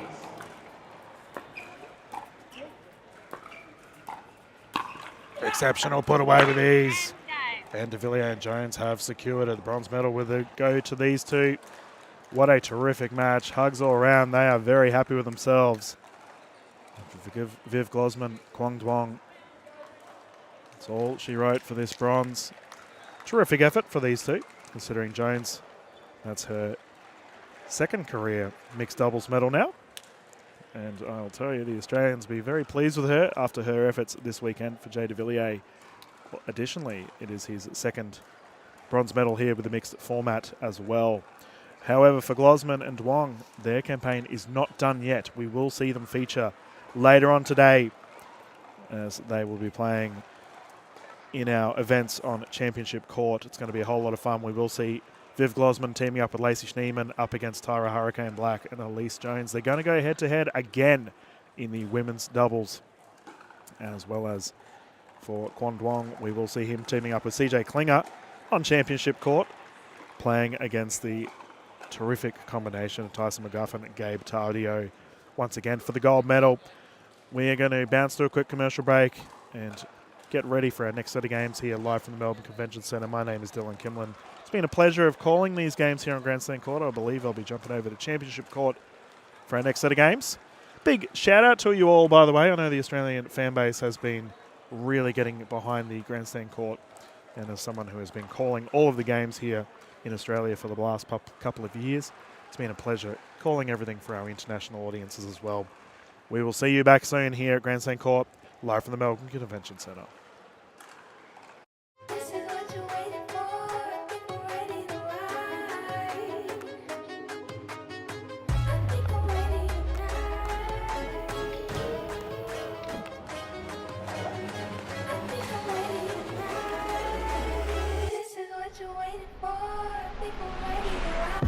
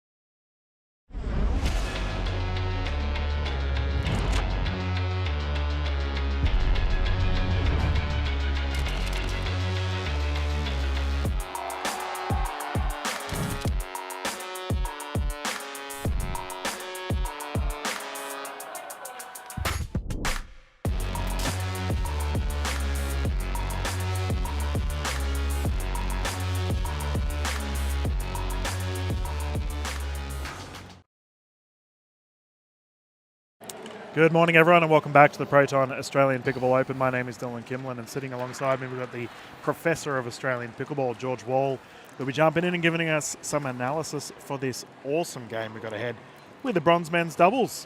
George, we have the combination of De Villiers and Johns taking on Navratil and Joey Wild, and we are set for a treat, that is for sure. Really looking forward to this one, Dylan.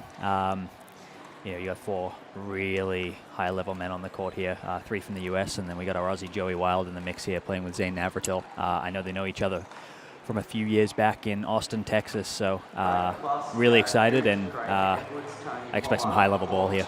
Yeah, we'll try and keep our bias to a bare minimum, viewers at home, but obviously, George, you've had some elite battles with Joey Wild in the past, and no doubt this will be an exciting one. Have you had a chance to play against a combination of Johns and De Villiers before? Lucas Pascoe and I played them a couple of days ago now in the quarterfinals here, and we went down in 2 games. Yep. Super high level. It's a different level than what we've seen here in Australia in the past. So learned a few things from them and enjoyed taking it to them. Won a few hands battles, and excited to see if Joey and Zane can do the same here.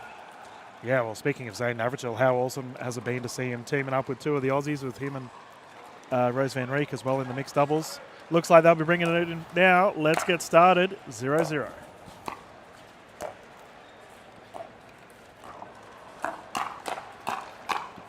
And there we go. So our camera will pan in on the courts as we can get going. The combination of Johns, De Villiers.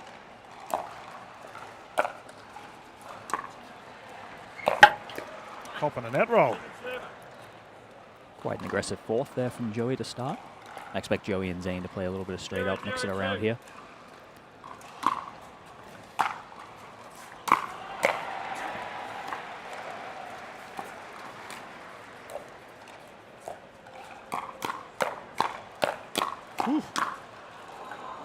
Oh, geez, inches above the net, fast hands. Really sharp hands, and early pattern here might be Joey and Zane looking to be aggressive in Jay's direction. 0-0-1.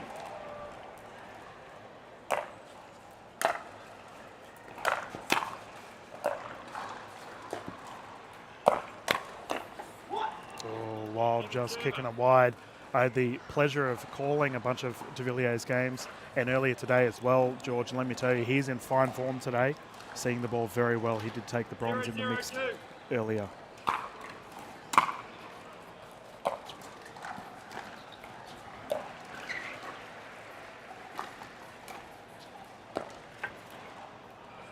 Yeah, Jay's playing great all weekend. I think he had a serious injury a few months ago, and a few of my U.S. friends said, maybe pick on him early, see how he's going, but he looks fit as a fiddle this weekend.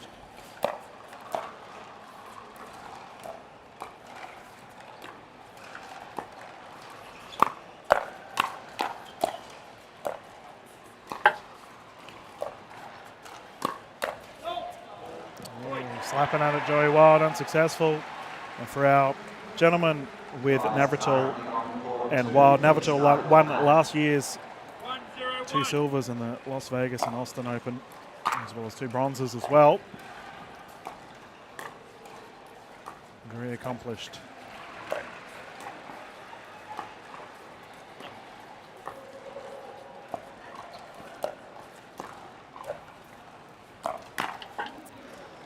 There's some aggression out of Colin Johns. He's been looking for that down the line speed up off the bounce from that right side all weekend.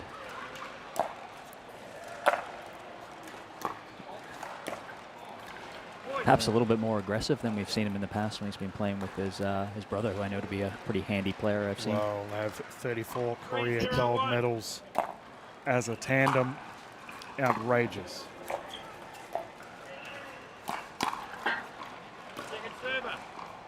All 4 players looking to be very aggressive, not afraid to initiate hands.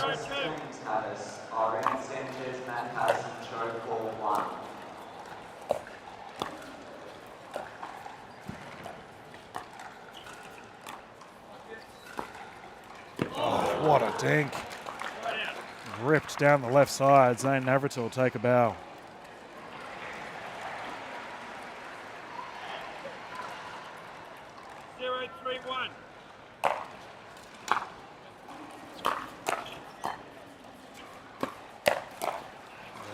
Joey, popping on it. Double stack in effect here for De Villiers and Johns, George. Yeah, we'll expect to see Colin on the right and Jay on the left. And it looks like Joey and Zane are going to start straight up here.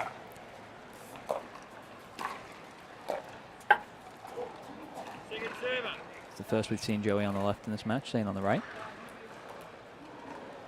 1-3-2.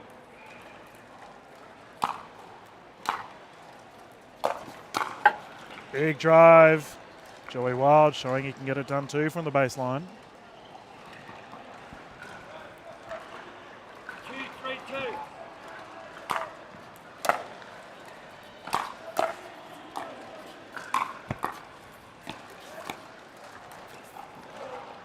That was a pretty ridiculous reset, and what an earning. Super high level, all those shots. 3-2-1.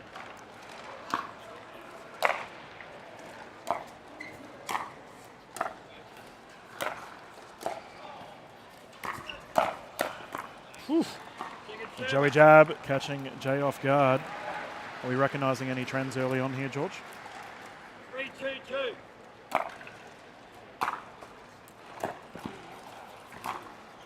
Yeah, I think the big thing for me that I've noticed so far is just the aggression early in the points from seemingly all four guys, but particularly from the end of Zane and Joey.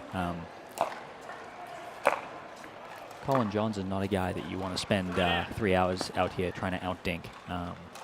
I think he's made a career out of not missing dinks, not missing resets. So looks like they're deciding to really take it to the boys here.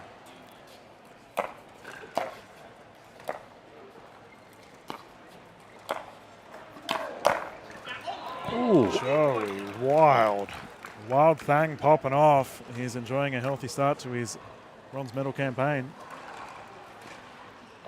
3-4-1.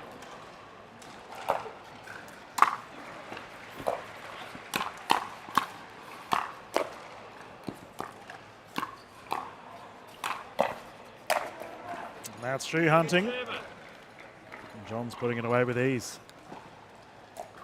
Jay's got some ops out here. You do not want to leave a reset high where he can jump across the kitchen. 3-4-2.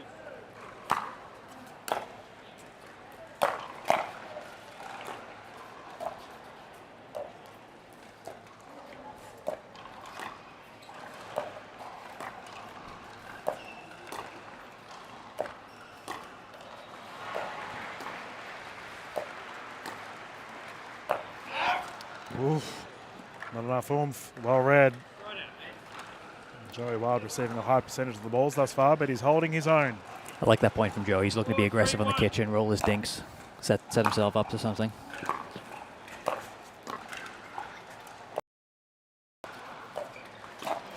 Oh, bodied. Before he had Jay off balance, so I hope he sticks to it there.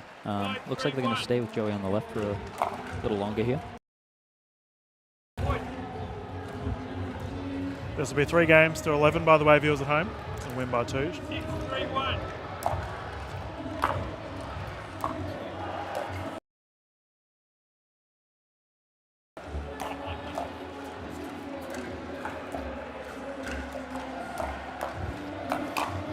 Oh, Zane Navratil. What a response. Don't think Colin and Jay will mind that, though. It's a good setup from Colin. Great hands from Joey to bail himself out.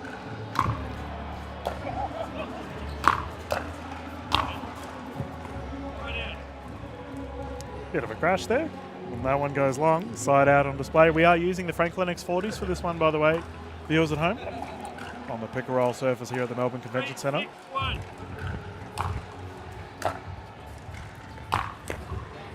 The Franklin ball, it's a little softer. It's probably the easiest ball we use to control, and it's been a pleasure watching Colin Johns out here this weekend, just resetting from anywhere in the court. It looks like he has the ball on a string at times.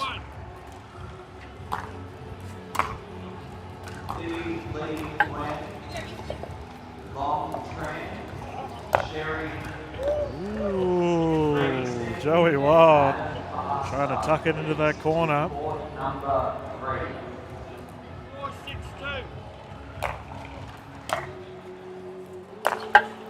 4-6-2. Don't need to be aiming for corners when you can blast lasers like that. I think that's 1-1 in net rolls in the last 30 seconds, so we'll call it even, I suppose.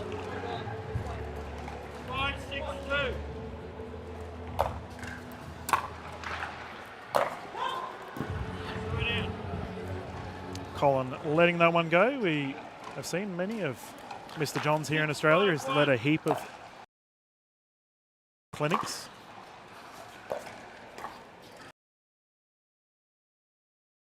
To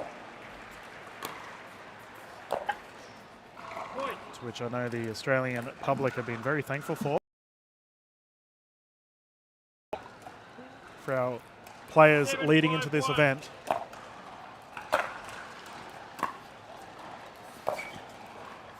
Two errors here on the backhand, George. A couple off the bounce errors there and an appropriate. As the fellas have a bit of a breather, George, anything that you can see you might think needs to be a little bit cleaned up. Yeah, I think just a few errors from the Zane and Joey paddles there that have let Colin and Jay jump out of, I think, a 3-point lead here. Not a team that you want to be making loose errors against. Two guys that can be out here all day dinking, making balls, making it tough for you. So I think Joey and Zane, they know they've got to throw a little bit of the kitchen sink at these guys. And it's obviously a sort of high risk sometimes when you do so, but I think that was an appropriate timeout, reset. They're still in this game, only down 3. Let's get the ball back and see if we can stay aggressive on serve. The drive looks like it's been working on the third, so we'll see if they stick to that. I do think playing straight up is interesting. I wonder if they'll find a side for each of them that works best maybe here and look to use that in game 2. Yeah, well, we did see when Zane played with Rose Van Reek in their bronze medal match. In the semi-final yesterday, Zane did end up taking a lot of the court in that match. Played highly aggressive.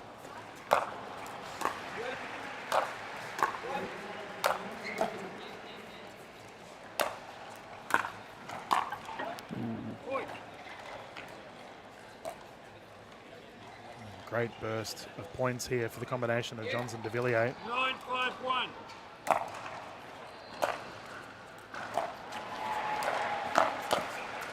Oh, the straddle. Joey Wild catching de Villiers off guard on the side of the court. They'll follow up after the Oni. 9-5-2. See if they can get a side out here.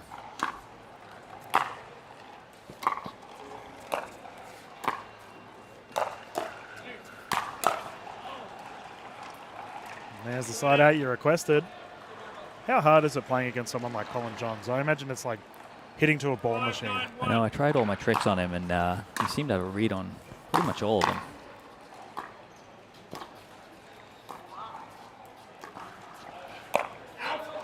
Good leave there.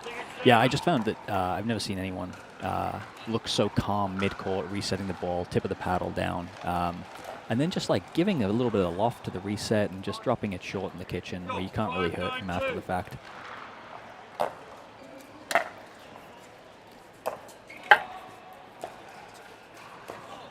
But I mean, there's a reason he's won all those career titles that you just rattled off there, Dylan. He's been at it for a few years now, and he's really one of the faces of the sport. So it's no surprise that that he can do those sorts of things.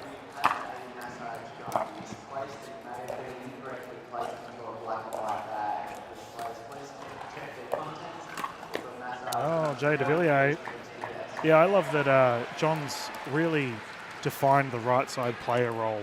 You see, it's a lot more proficient now in the Australian pickleball scene as a result.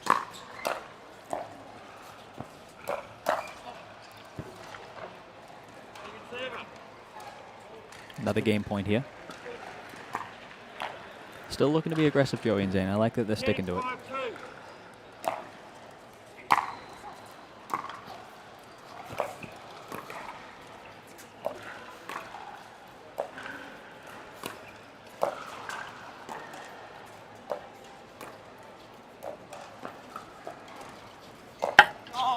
Oh, we went for the Ernie once more. De Villiers has been living on the left side of the court here. You mentioned the hops he has earlier. He's a big unit, isn't he? Yeah, he looks for that one in particular where the left side guy's brought over to the middle, maybe a little bit onto the right, and looks to push a dink into his backhand. Jay's looking for that Ernie.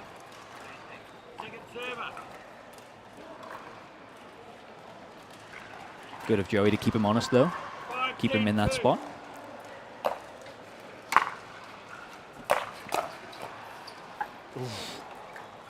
So close close there for Navratil, side out, game point. Looks like they tried stacking Joey on the right there. See if that's a pattern that they continue with. Not on return.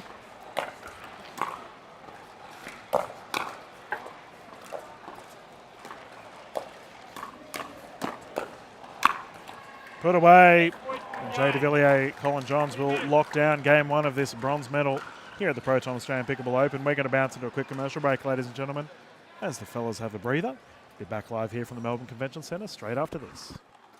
Introducing Skechers Pickleball, the official footwear of the Carvana PPA Tour. They're ultra lightweight and responsive for incredible speed. They have Goodyear rubber outsoles with a specialized pickleball design for increased side-to-side stability and agility. Plus, they feature shock-absorbing foam and Skechers' famous relaxed fit design for incredible comfort game after game. Conquer the court in comfort. Skechers Pickleball, the official footwear of the Carvana PPA Tour.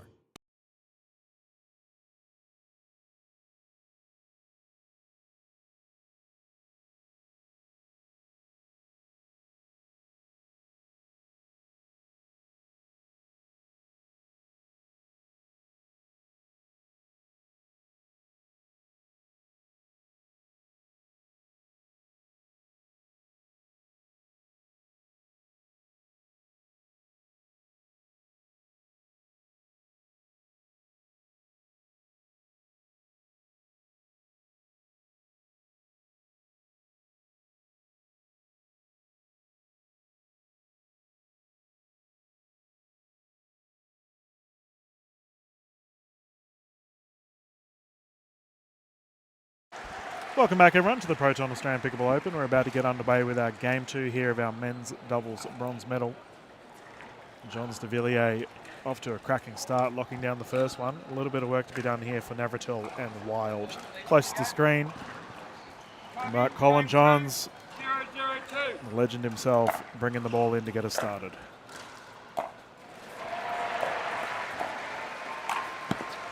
Well, we saw Jay De Villiers with a couple Ernie's on this left side of court, and Zane Navratil kicking us off with one as well. Let's see if Joey and Zane can get on a little run here. 0-0-1.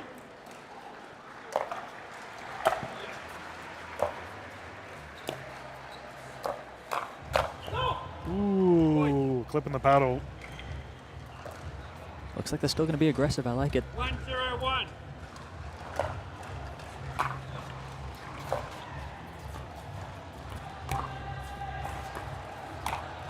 Down the middle, perfect. I like it. And they have stuck Joey on the right here with Zane on the left. I think that's a good change. Joey was on the left most of that game one. Let's show them something different. Joey's a very, very proficient right side player, and I know Zane can do both.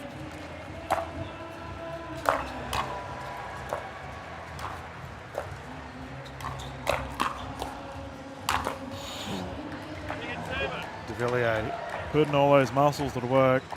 Yeah, I don't know how tall Jay is, but he was reaching in there and just making it so difficult to get the servers into the kitchen.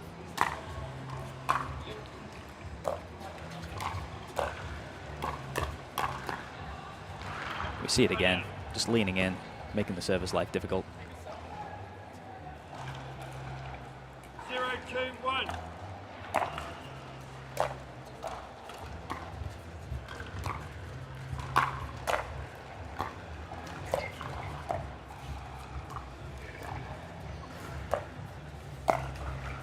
Ooh, went for the corner once more.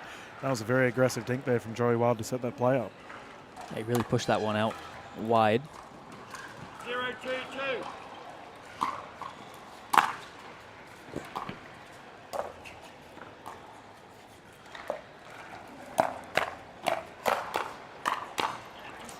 It's interesting watching Colin's aggression off the bounce on the forehand this weekend. I can only say I've watched him on YouTube.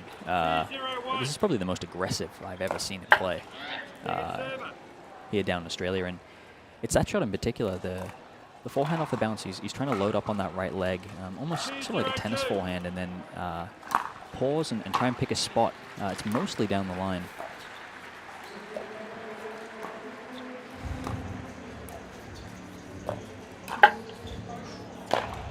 Yeah, caught Joey with the spin. The net roll going in the favour of Johns and de Villiers, forcing that side out. 0-2-1.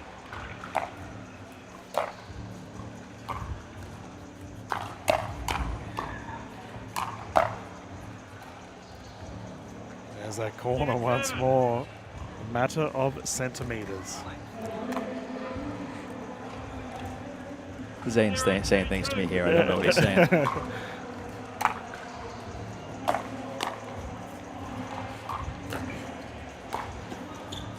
Oh, JTP cut it out. That finish down the left, unreal. He's got 1-2-2 here. If we can get a side out. 1-2-2.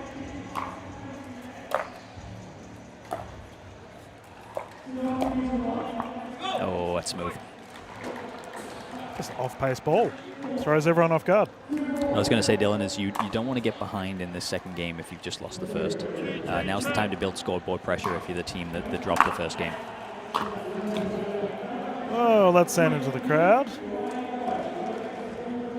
And the crowd, what a wonderful turnout we've had thus far for the Australian Pickleball Open.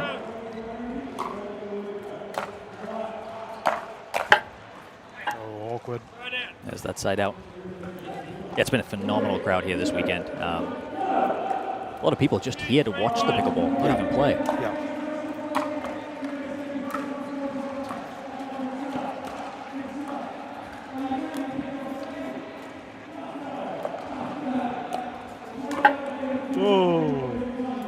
Spoken to a number of people that have flown down for just the day or just the night from Brisbane or Sydney to be a part of this event and see some of these high-level US players take the court.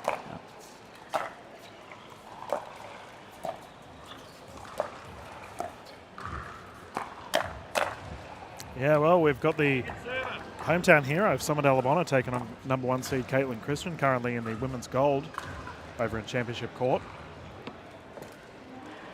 3-3-2.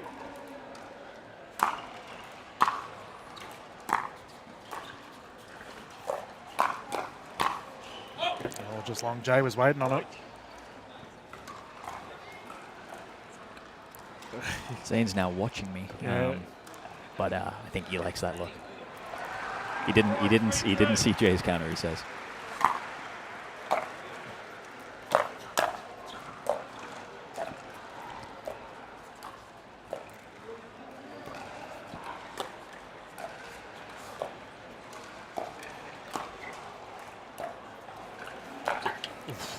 Big swing that goes wide. We love a bit of banter here in the commentary booth, and Zane's all about it. Yeah, he plays with a big smile on his face. I was talking to Rose Van Reek earlier this weekend. She said he's an awesome partner, so supportive. And seeing that here right now with Joey Wild, too.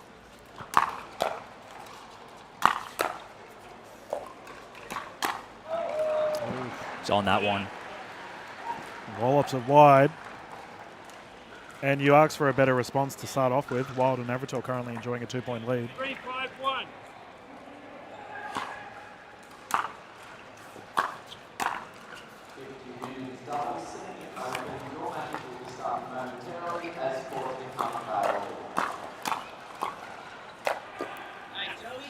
There it is.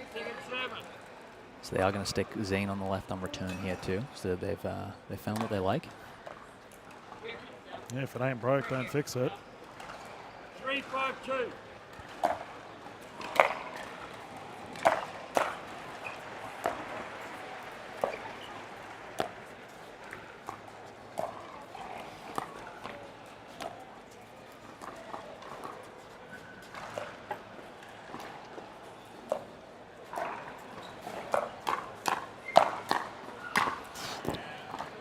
How good was that call on getting to the kitchen edge? Joey's nailed the return. It's within 6 inches of that baseline. He's driven the third. Calm as you like, moving up on the fifth. 4-5-2. Into the kitchen, no problem.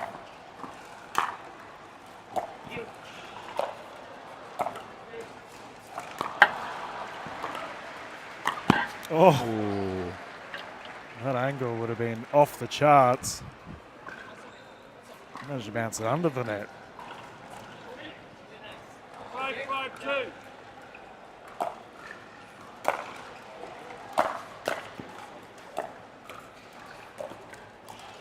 Now for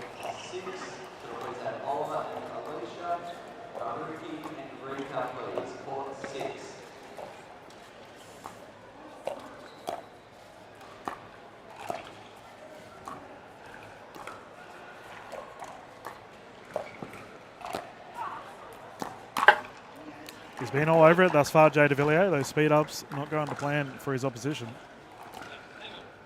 And we have timeout as a I result. think that's a good timeout there. 6-5-2. Overturn on Wild opting to have a bit of a rest. And George, obviously yourself, you are the new captain of the Brisbane Breakers MLPA side and proud to be representing the Queensland region.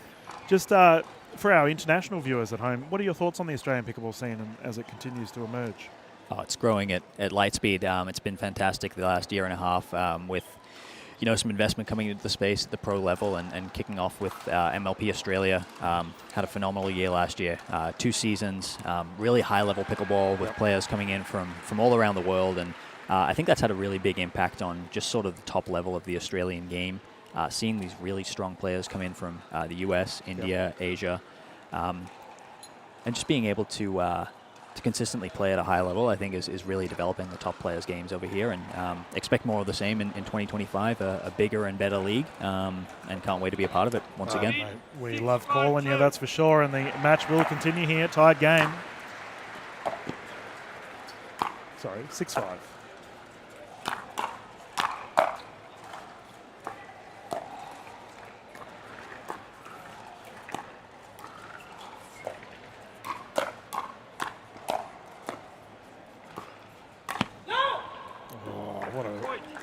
Reset there from Joey Wild, and Zane Navratil goes flying too long. Zane and Joey are trying to stay aggressive, but Colin and Jay just giving them nothing to work with at that kitchen line.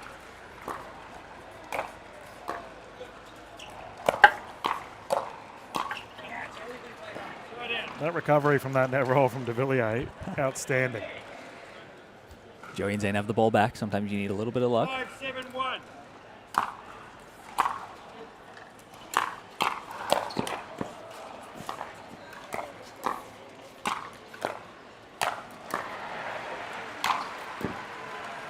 So the call is, Zane doesn't know. He had his dancing shoes on there.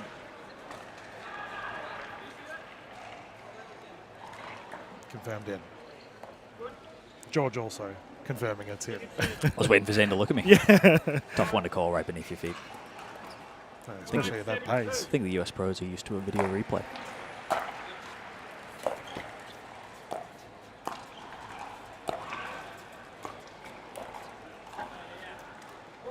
Okay, some indecision on the middle. Yeah, lapse communication from the fellas.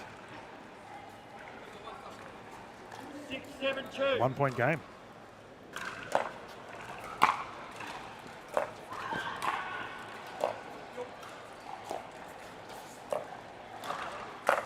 Oof, there we go. Wild Thang down the middle. And he is renowned here in Australia for his lightning quick hands at the kitchen. 7-7-2.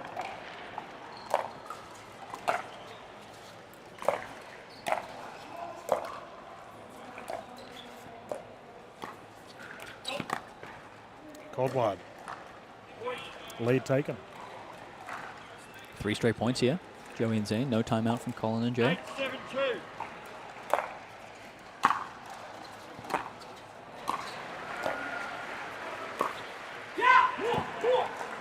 There we go. We saw that from Jay de Villiers when he teamed up with Elise Jones earlier today. He fires himself up. I think that's the first off-the-bounce two-handed backhand speed up he's played all match. 7-8-1. What a time to use it.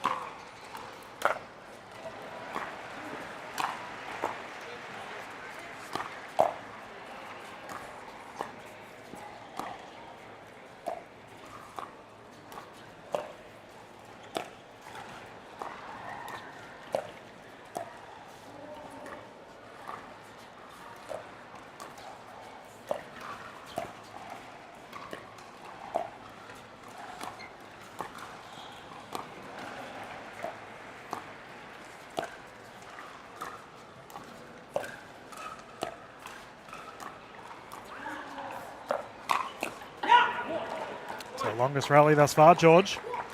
Great stuff around the kitchen. Once again, though, Wild has gone for the speed up towards Jay de Villiers. And de Villiers has returned in kind. Just once again, nothing to work with there. He's chasing a low ball. Jay was on that one.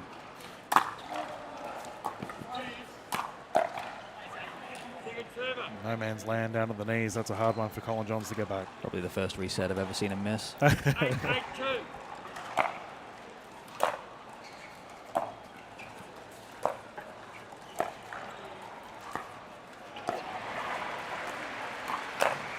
Oh, Joey all over it. But can we just talk about, George, the masterclass of the transition with Colin Johns? Oh, you just saw it then in that point again. 9-8-2. Just so little going on with his body. His head's still. There's a lot to learn. Just never once does he look like he's in trouble. Knows he can find a way up there with his hands. 8-9-1.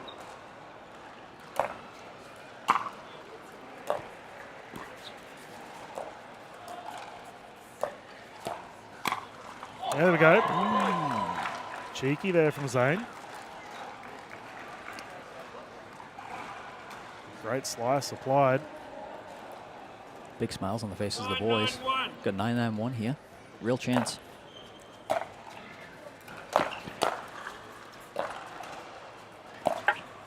Then a roll down the line. Terrific shot there from Colin Johns.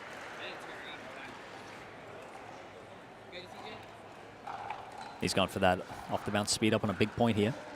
9-9-2. Worked out on that occasion.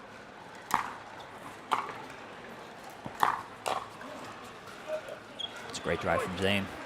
Game Listen. point. Here we go. 10-9-2.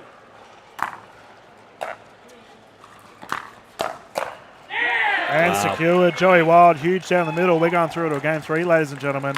Strap yourselves in for the Proton Australian Pickleball Open men's double bronze. Whew, boy, George, we have a big game ahead of us. Anything from that you'd like to see in game 3? That's fantastic. I'm glad we get to see a game 3. I'm enjoying sitting out here watching that one. Yeah, we got the best seats in the house, and how lucky we are. Ladies and gentlemen, we're going to about to do a quick commercial break. We'll be back live here for this thriller of a game 3 coming up straight from the Melbourne Convention Centre, straight after this.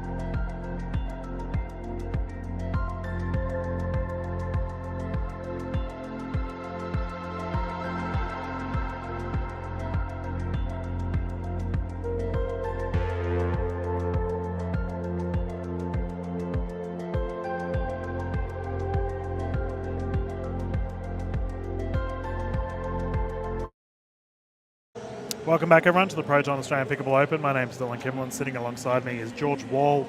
And, mate, we are enjoying a great game here. Game 3 for this bronze medal. And it's a close one, I think. Johns and De Villiers, you can see them on here on the sidelines just recomposing themselves. You've been in many scrappy battles in the past. Do you love it? Do you love the long battles? Oh, it's so much fun. Yeah. Sometimes I wish matches were best of 5, so you could be out here battling all day. Time constraints at these tournaments, as we know, Dylan. There's some tournament organizers that wouldn't like to hear me say that, but super excited for a game 3 here. Wasn't a lot of chatter between Jay and Colin. Joey and Zane, though, were both talking a lot, so we'll see which team comes out hotter to start this game 3.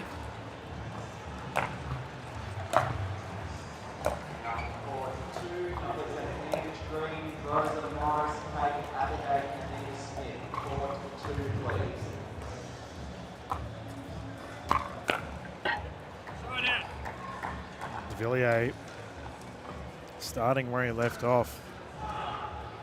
0-0-1.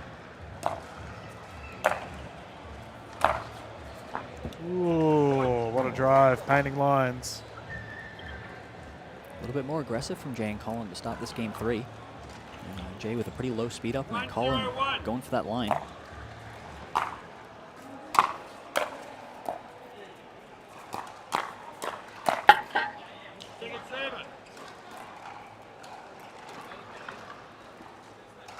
1-0-2.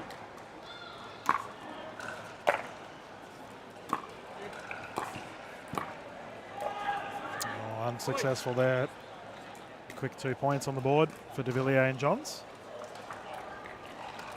2-0-2.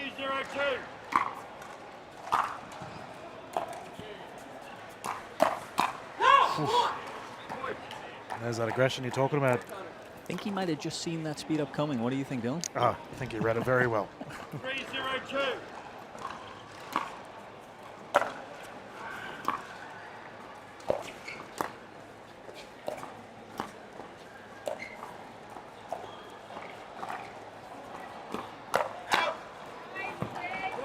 Bit of a shoulder check there from De Villiers. I think we caught Joey Wild off guard.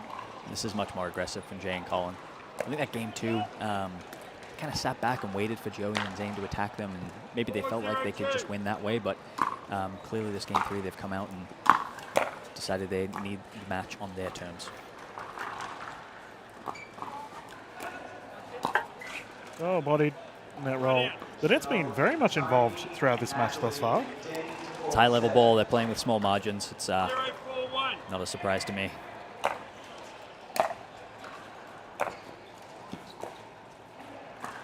Women's doubles sending it open. Annie Green, Rosa Morris, Kate Applegate, Anita Smith, court 2.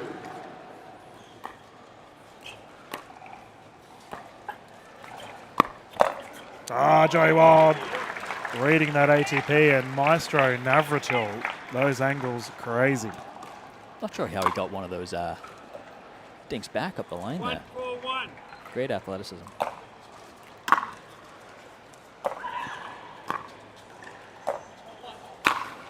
Elite. Incredible play there from Jay De Villiers. The depth on the turn was fantastic. Joey hit a great third, but Jay picked it up out of his toenails. Bang. In Zane, and that is dealt with appropriately. And the boys starting to fire to get us started here for this game 3. 4-2.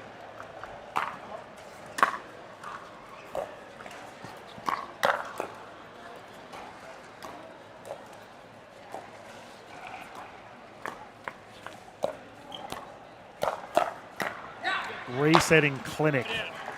Colin Johns, my goodness. It's a bold speed up cross court there from Joey. I think he'd want that one back. Colin was sitting on it. 4-2 here.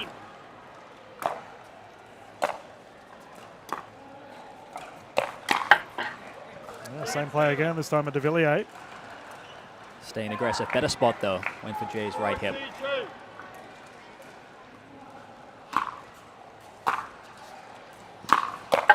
Terry Robson, Angela Berkeley. Donna McNaughton, Elizabeth Dobson, please, to court number 5. Ooh, firefight. And the Wild Thing pushing it down the left. Good hands, boys. We have a ball in booth here, Mr. George Wall. Under your feet. You know, it's a fast hands battle when the ball pings off to the commentary. Yeah, it's 10 in a row. It's back and forth. Great to watch. Ian Gong, Jackie Cleary, Bill Beckwith, and Darryl White, court 1.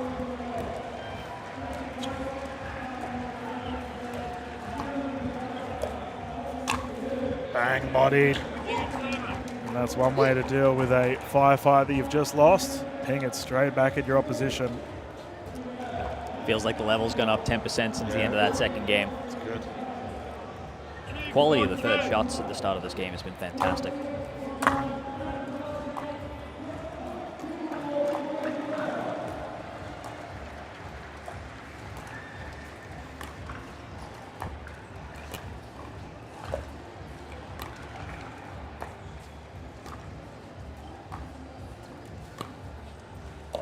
All players are reminded this match of a 2-minute warm-up before the start of the match, please. Oh, and again. So good here from De Villiers. He received a high percentage of the ball then. Feels to me like Zane and Joey are going after the backhand corner of Jay. And Colin and Jay are looking to take out that forehand corner of Joey.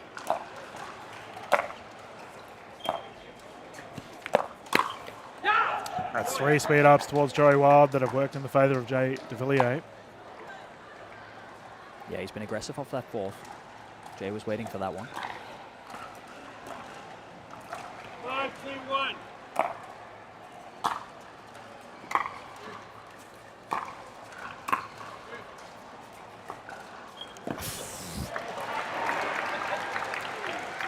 What do you want to call that? Feathered. That is a Bernard Tomic forehand. Oh, Those who have goodness. seen it know what that is.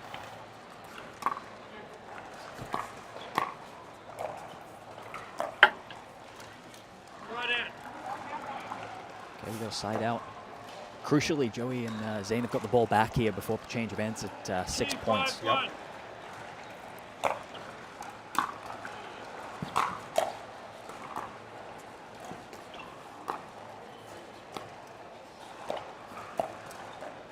Oh, there we go. Flick of the wrist, unsuccessful. Zane Navratil just trying to steady the ship here. 5-2.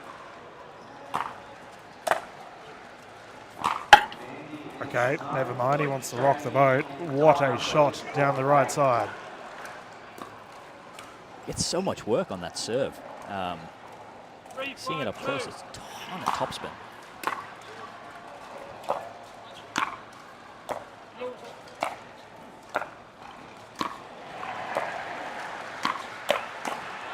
Patient transition, Joey Wild.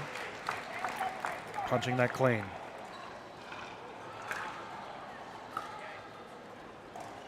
Four, 5-2.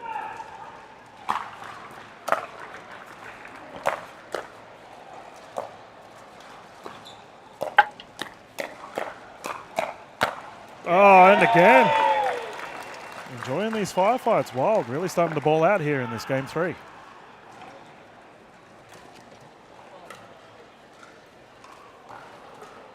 And we've got another ball in booth here, George.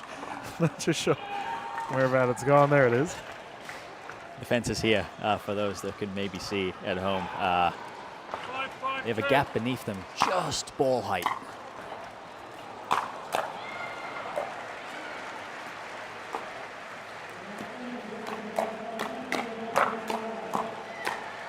Oh, what a shot.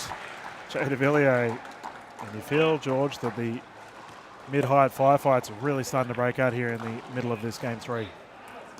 5-5-1. Joey and Zane have won most of them, I think.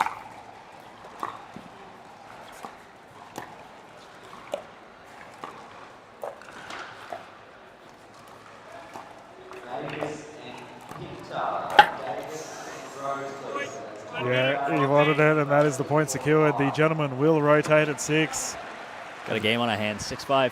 Yeah, a bit of a breather here, and we're going to bounce into a quick commercial break, ladies and gentlemen. We'll be back here at the Melbourne Convention Centre straight after this.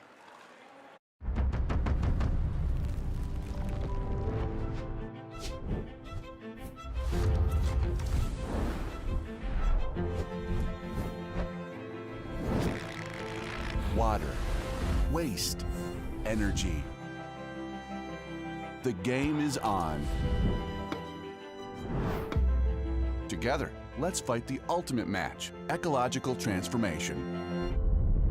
Veolia.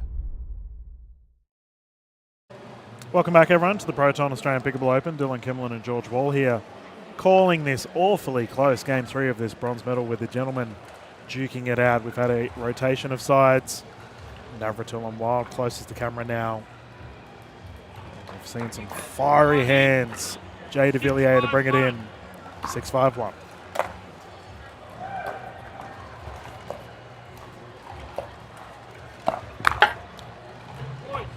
The fiery hands continue. Another point on the board. The speed up down the line's been effective. I mean, Zane was waiting for it there, but still couldn't put the ball back in play.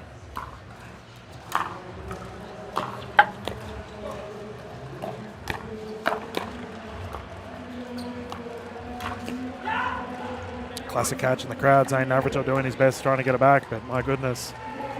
World-class opposition here with Colin Johns and Jay de Villiers putting down the pedal. Called wide.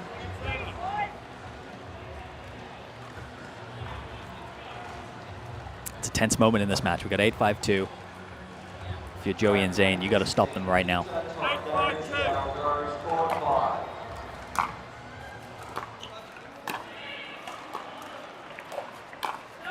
That's long. That's the side out you asked for, George. And I think Jay would want that one back. It just felt like he didn't quite have his grip in the right position. He's dusting off his hand. 5-8-1. Sweating up a storm in here, the big fella.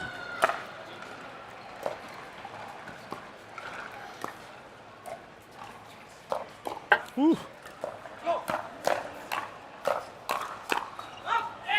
Okay, boys. We are ramping it up. Some outrageous hands there, and that's a 2-point game on display here for this game 3, George. Colin's not happy with how that firefight ended. 8-1.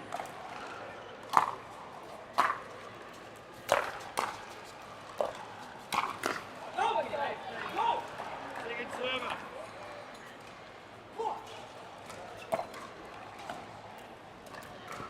6-8-2.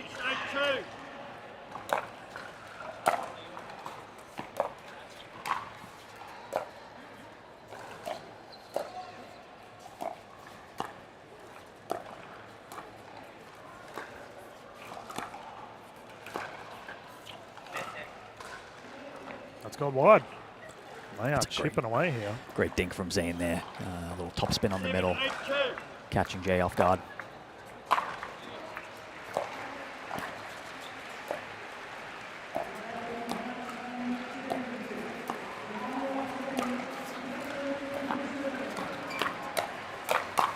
Are you joking?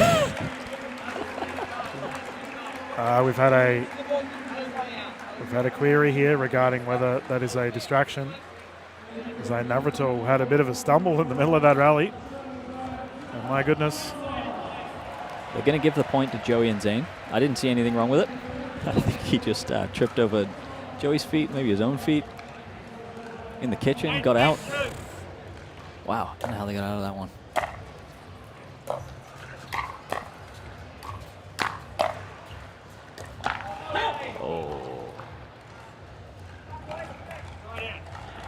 And Jay's been all over that middle on the fourth in this game, reaching in with his forehand, long levers.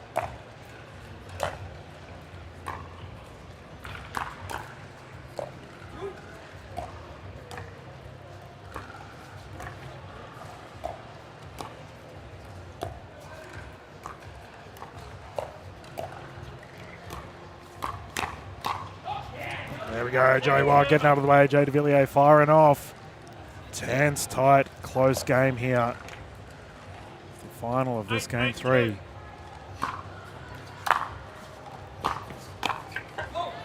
Lead taken.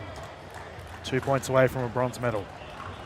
This point of the match, it's about who's going to be brave, stick to their execution.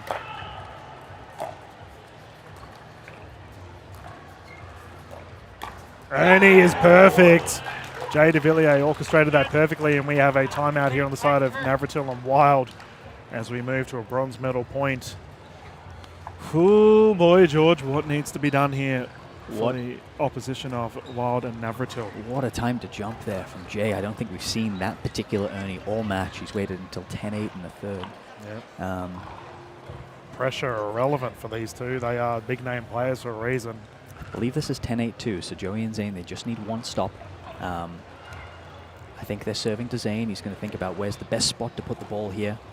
Which the two gentlemen at the other end do they want hitting that third shot? What are they looking for on the fourth?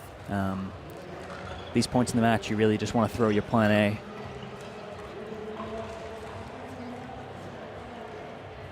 Be interesting to see how aggressive Jay and Colin want to be. We saw a third shot drive from Jay previously in Zane's direction off this serve. Got an error out of Zane on the fourth. Let's see if we see the same. 8-2.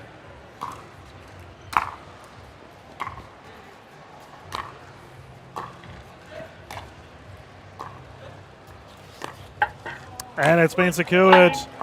Medal has been locked in for Colin Johns and Jay DeVilliers. Bronze medal in a game 3 and a terrific ending in the end, George. Joey Wild, Zane Navratil. No luck in the end. And that will finish our men's doubles events here. We have plenty more action underway. We have our ladies coming up next for our women's doubles action. 2 Australians you know very well, George, with Amelia Schmidt, Danielle Townsend. We're taking on Jessie Irvin and Alex Trong. That is going to be fantastic. I can't wait for that one. I know both of the Aussie girls are super excited for a shot at a bronze medal in a PPA event, and what a match we were just treated to there.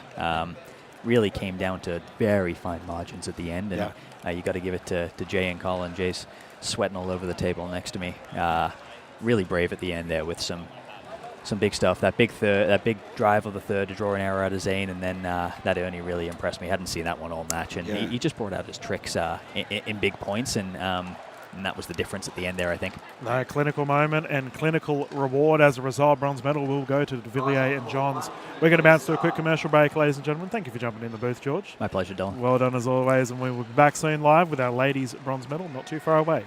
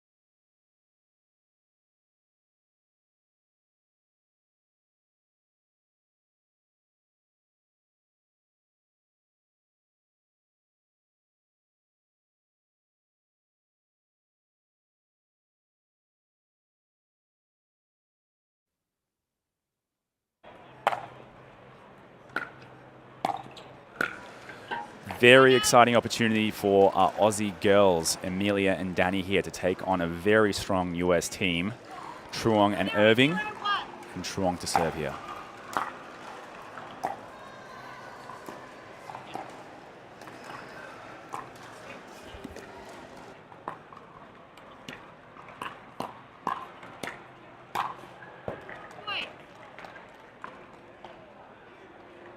George Wall sitting down with me here to join me, and my name is Vuk Velichkovic. Will be your commentators for this match. George, what do you reckon about this matchup? I can't wait for this one, Vuk. Amelia and Danny are so excited to play this. It's a real treat for the Australians to have a chance to take on the best US players, and Amelia getting excited. They're already going for the Ernie. I like the aggression to start. Haven't seen a lot of Alex Truong play, so interesting to see. Yeah, I had a feeling Kylie was going to call that serve. That is looking a little high. Yeah, there's been a lot of calls this tournament. I'm interested to know what the US players feel about that, because are they getting called the same in the US, or is it the Australian refs not giving them that preferential treatment that they might be used to? I wonder if there's different serving rules or just sort of a different acceptable height. Because I've seen the same book. I've seen a lot of the US players called on their serves, and players that I haven't seen called in the past on their serves. Danny in that last point showing off her table tennis skills. So as I've been told, she's an excellent table tennis player. And we're seeing her have those quick hands and always being ready. When that ball comes to her fast, she is never phased.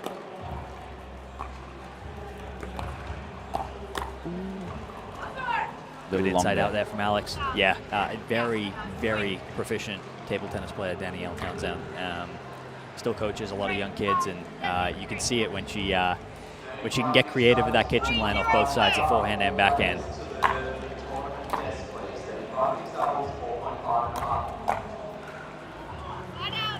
And a nice come on there from Danny. She likes to get fired up on court, doesn't she? I think that's exactly what we're looking for in this sport, especially on the Australian scene. We need characters to get fired up and get the crowd going. I think particularly in a match like this, maybe you're not favored. Jessie's just come off a very tough 5-set battle in the mixed final. So this might be an opportunity for the girls to be strong early and take advantage of Jessie's body maybe being a little down.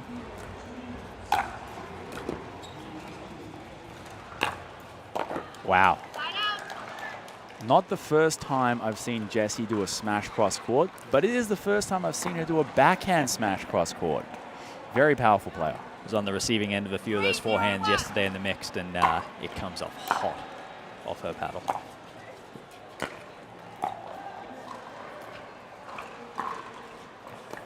Wow. Wow. Very, very tough ball there to play. Jessie did a great job to keep it low. So what do our Aussie girls need to do here, George, to get in the game? They haven't made it onto the scoreboard yet. First thing is getting the ball back here to serve. Danny reaching in and trying to be aggressive on the fourth is good there, but yeah, both the American girls look to be very aggressive out of the air moving forward, so they need to get the ball bouncing at the feet of the Americans when they're serving.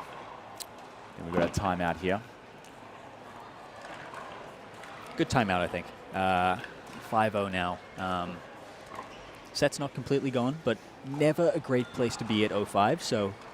Definitely not. I think they have nothing to lose from this point on, though, and I've seen teams go take a timeout and come back refreshed and get on a little bit of a run. So the timeout really is a special thing about pickleball that's different to other sports. It gives you a chance to regroup, talk with your partner, and really think things over. Yeah, and I think in a case like this, they would have come out with a plan A against these girls. They would have seen them a lot over the weekend and perhaps in the past watching online, and clearly the plan A hasn't gone to plan so far, so it's a good opportunity to think, hey, maybe we switch to the plan B, or is it just a case of we're not executing properly? So we'll see from these girls. One thing that I noticed that you might be able to comment on regarding Jessie, since you got to play her yesterday, is a lot of her speed ups tend to be maybe around 70 to 60% pace, which can be deceptive when you think that ball's about to come at you hot. It's almost you don't hit the ball back as well because you're surprised that it comes off a little bit slower. Yeah, maybe she's just baiting in to try and sort of set up that next ball, get the player trying to counter a little early. Yeah. Let's look out for it. What I will say about Jessie, though, is she absolutely smacks the serve, the drive, the return. So heavy. The one concurring theme that stands out about the US players versus the Australians in most of the matches I've seen is that you just get nothing from free.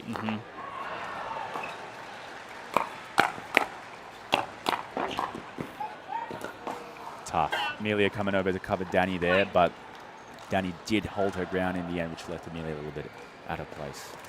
Yeah, love to see the Aussie girls get the ball back here. Coming to the net session. 6-0-2.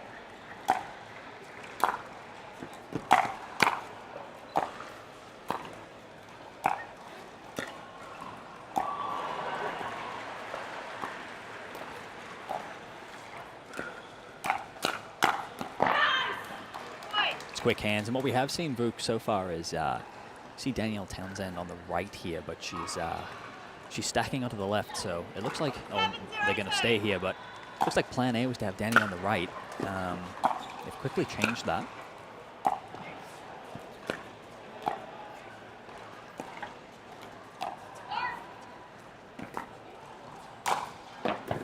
That cross-court smash once again. Lobbing has been a very, very common tactic I've seen implemented a lot. How have you found lobbing in your matches? 8-0-2. Look, I like to hope that players don't lob me because I'm, 6'2", pushing 6'3", and can get up there. But it's something I've been trying to add to my game a little bit. I think, we're playing indoors here, so you can really control the ball.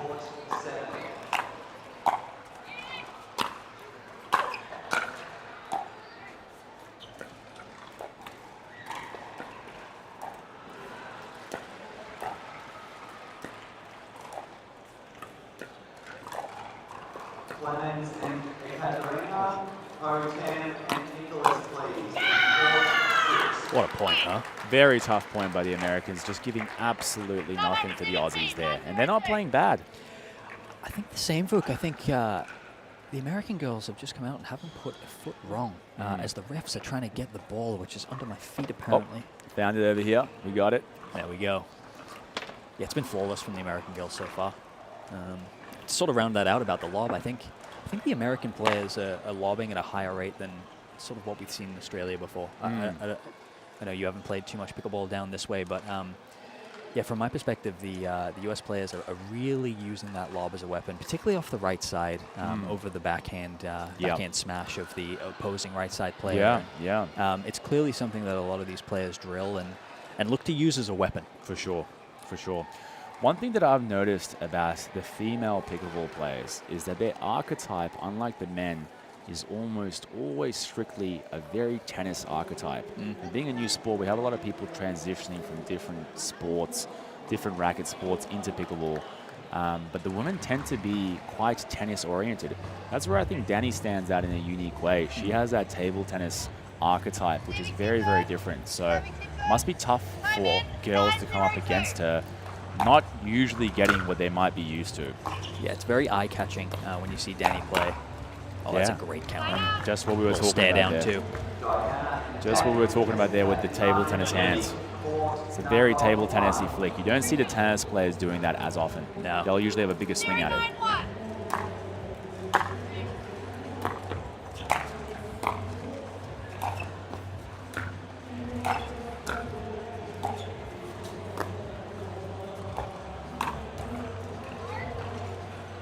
Right on cue. And this is good for the girls here. It's 0-9. Game's not gone, but it's not looking good. Let's use these points on serve to figure out what might work in game 2.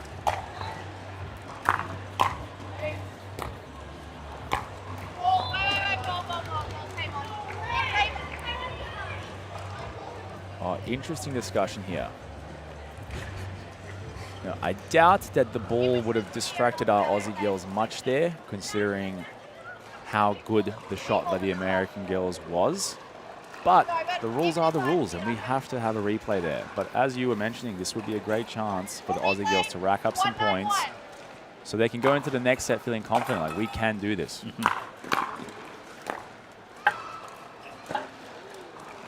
A little bit more luck for the Aussies. Yeah, and I think that's going to upset Jessie a little bit Jessie here. is not happy, No. but she does seem like the type of player to use that to play better. Totally agree. And she's got the scoreboard on her side right now.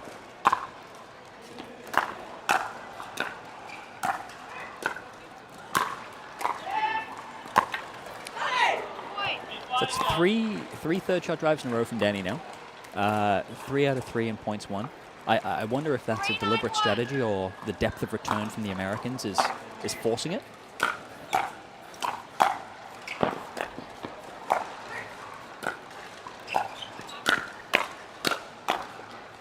Oof.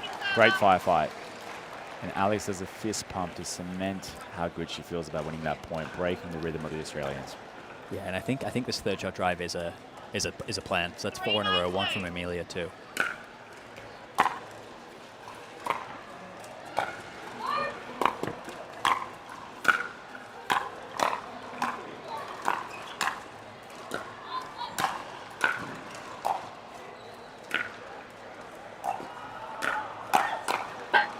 Tough.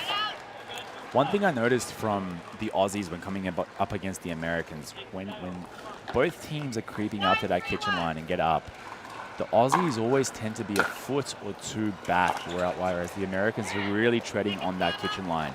So I think the presence of the Americans is also quite intimidating because you know you're never going to get an easy shot coming off their racket.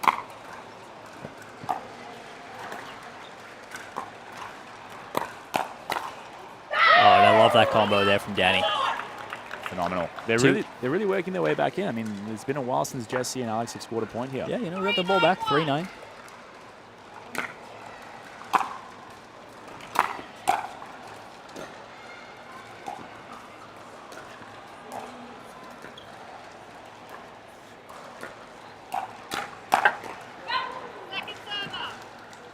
Tough. That second counter from Alex there is so heavy. Like you say, she's swinging through that with 2 hands and just beat Danny for pace. And she's not shying away and backing up either. I mean, I thought Amelia did a great job to speed up from a little bit further back to react for the next one. But yeah, just Alex really ready, reading it off her paddle, almost starting her swing before the ball has even left Amelia's racket.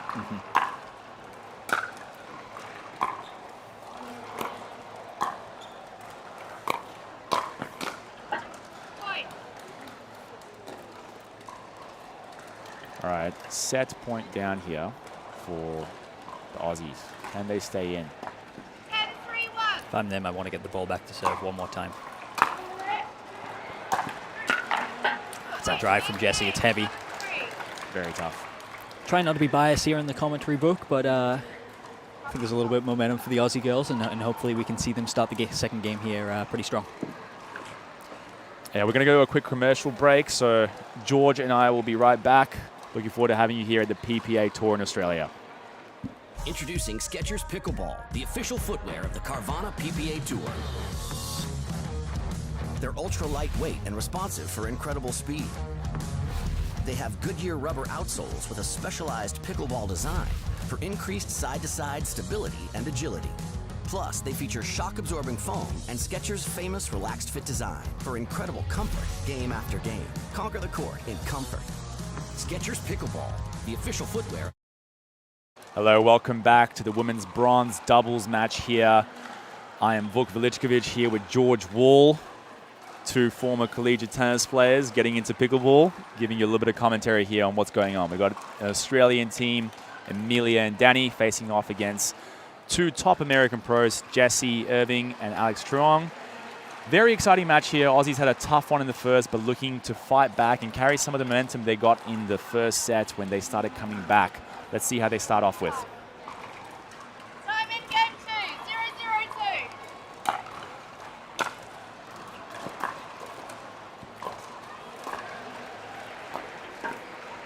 0-0-2. Danny's going to look to be aggressive off the bounce on that back end. We saw it work a couple of times in game 1. That ball probably not there. That's the one thing we haven't seen from Alex and Jessie is missing a dink to give that point away. And I think that's where the experience comes into play. They must be doing so many of those shots in practice that it's just borderline impossible for them to miss it.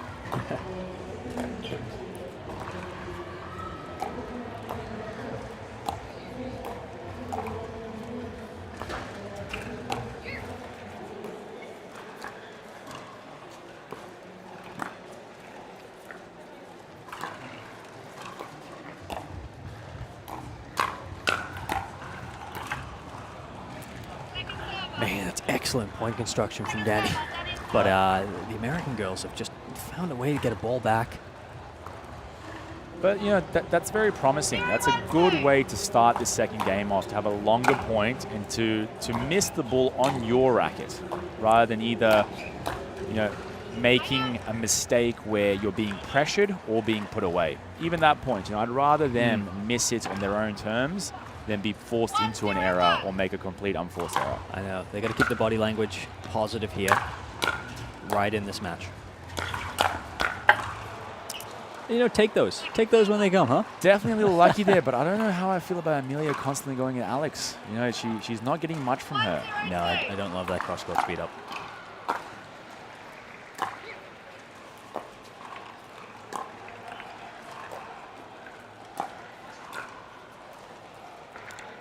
Oh, a little bit of a tough bounce there. That one's stayed low. Bit of a fifth-day wicket here. PPA Australia Open. 0-1-1. Second server. Oh, bad bounce for the Americans. Turns into a bad bounce for the Aussies. So 1-1. all the players are playing on the same court. 0-1-2.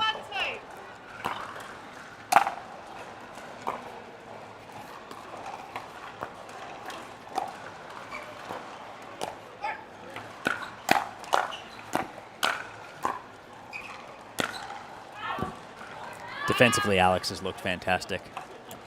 Yeah, look, I think if you're going to drive the ball as the Aussies here, you have to go for the middle of the body or out of reach. I think anything within their reach is just going to come back strong and be very, very difficult to deal with. That's what we've seen so far, at least.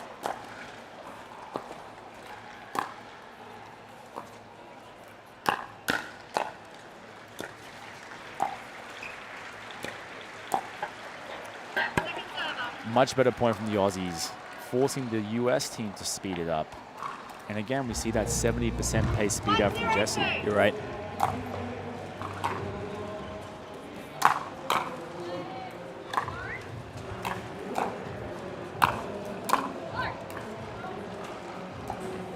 Ah, a little bit too much work on the drop shot, but she got away with it. Difficult to win a point on serve here early in the second. We'll see which team can get on a little run here. Bit of a conference between the Aussie girls there. And we got Danny back on the left, so yeah, Aussie girls just trying numerous different strategies to try and get themselves in the game there. Alex trying to get Danny back with a little softer shot, but ends up missing it, and the Aussie girls are having a tie game here. Much better than the first set. 1-1-1.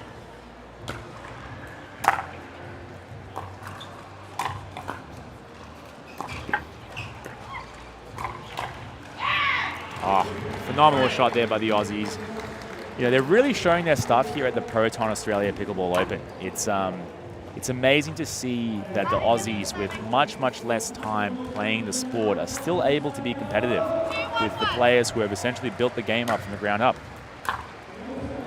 It's been a real theme of the weekend, and I think Championship Sunday here, it's great to have an Aussie and Summer Delabonner in the women's singles final, but these girls as well in the bronze medal women's doubles match, which we have now. I think the bronze of the women's singles was all Australian too, so fantastic stuff, fantastic depth, and great to see the Aussie women performing so strongly this week. Yeah, something that might have not been talked about yet, which you and I might be able to touch on, is the grass court tennis experience that Australians have. I think that really complements pickleball as a sport. You need a lot of touch to play on grass court. You need a lot of feel. And most Australians growing up here have had a lot of experience on grass court. So I think that's one way that a lot of us can stand out in terms of our feel and control, especially when using different types of spin. Yeah, of course, and I think, as you know, Vuk, that's a great shot of the middle from Phenomenal Danny. shot by Danny. The Aussie girls looking good here. Up 4-1. Can't say I saw this coming in the second set. Well, they ended that first game real strongly, so they've carried it on, and it's been difficult to win a point early here on serve, but the Aussie girls have been the ones to pull away. Looks like they've settled. They feel more comfortable than that, right on top of that kitchen line. Now the Americans are backing up. It's a good spot from Alex. tough speed up. Again, a little bit slower, almost as if Amelia got caught out by the fact that it was slower rather than faster than she expected. 1-4-1.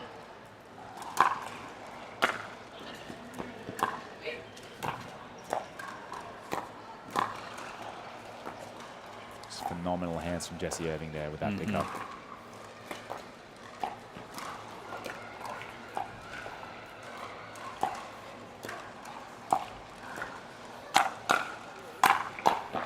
Tough.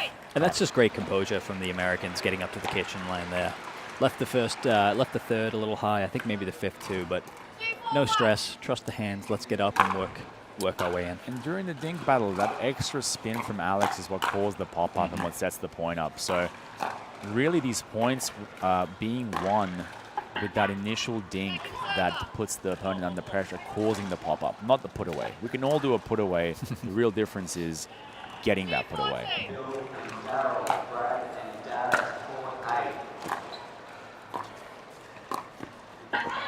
All right, so Danny's fired up here. We got 4-2-1. And that was a great result. I mean, only allowing 1 point to slip there is great. Had they not allowed any points to slip, that's a real statement. But this is great. 4-2 up on serve. What can the Aussies do? Lucky lead tape. I think they'll take that. We will take that. And he must have clipped Alex's paddle. Again, just going for that third shot drive. You know, it's been a deliberate change, and she's apologizing, but I think she must be pretty happy about that. Yeah, again, Danny going for the drive as well. Seems like the strategy. So far, it's working in the second set. 5-2-2.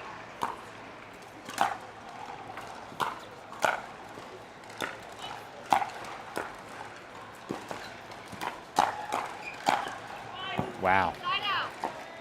and the velocity on Alex's counters is incredibly impressive. We haven't seen much of Jessie countering, so I think that might be the strategy for the girls eventually, is to just test Jessie a little bit. Might be enough, just the fact that she hasn't seen that many.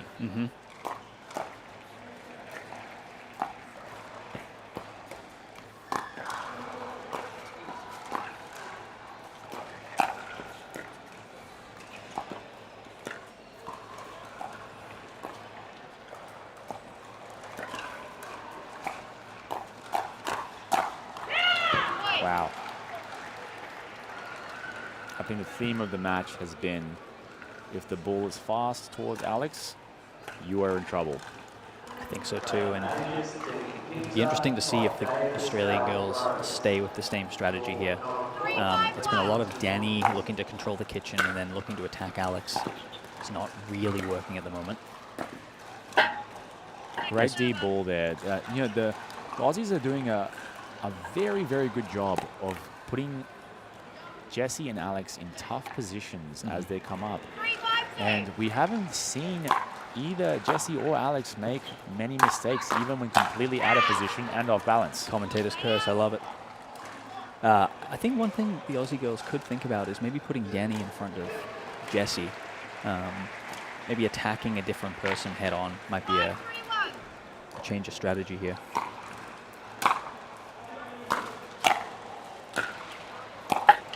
But they do have the lead here, Vuk. We've got 6-3. Things are looking good in this second game for the Aussies. Like you mentioned, carrying that momentum of settling in game one, even when down, I think made all the difference for them. If they had just tanked that game away and given up, it would be very tough to see them in the same position in the second set.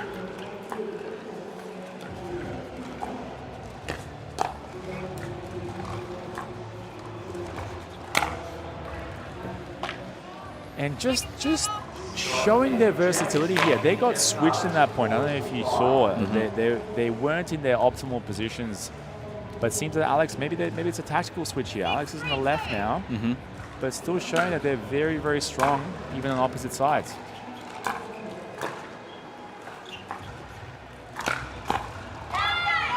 Oh, the speed up towards Jessie worked that time. I think that'll be the new go-to. Not sure how smart the switch was from Jessie and Alex. I wonder what the mentality behind it is. What are they trying to achieve with that? Looks like they're just not choosing to unwind the stack on return at the moment. But that might be optimal for the Aussie girls. And she just gave the ball away, but saying before, it'd be maybe if Danny is attacking Jessie, it's a different look. Looks like Alex is feeling comfortable in that pattern, so. And we have the Jessie and Alex back in their preferred positions, it seems.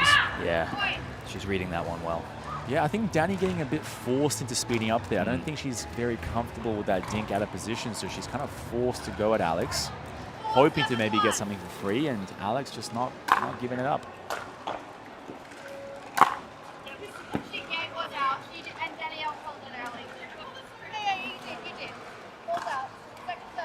Just deep on the serve there, so we got 4-7-2.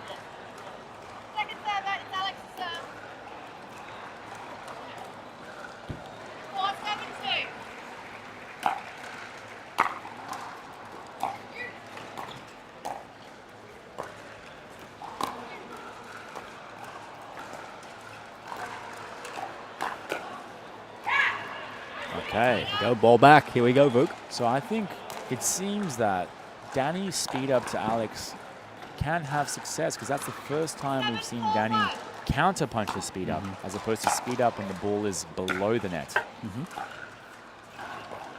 Maybe it's just a question of being a little bit more patient here. Amelia loving her lead tapes. It's working out. Keep hitting them, Amelia. Not That's sure one if way she's to do aiming it. for it, but That's one way to do it. you got to take them when they come.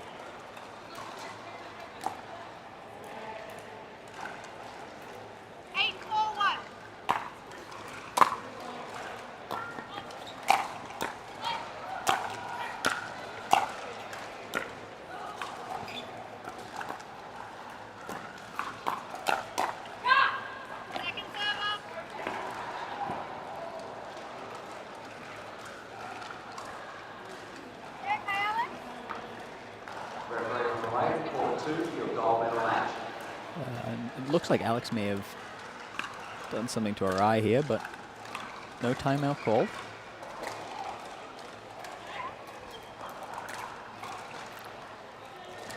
Hopefully she's all right. She definitely saw that speed up pretty well. Nailed the counter.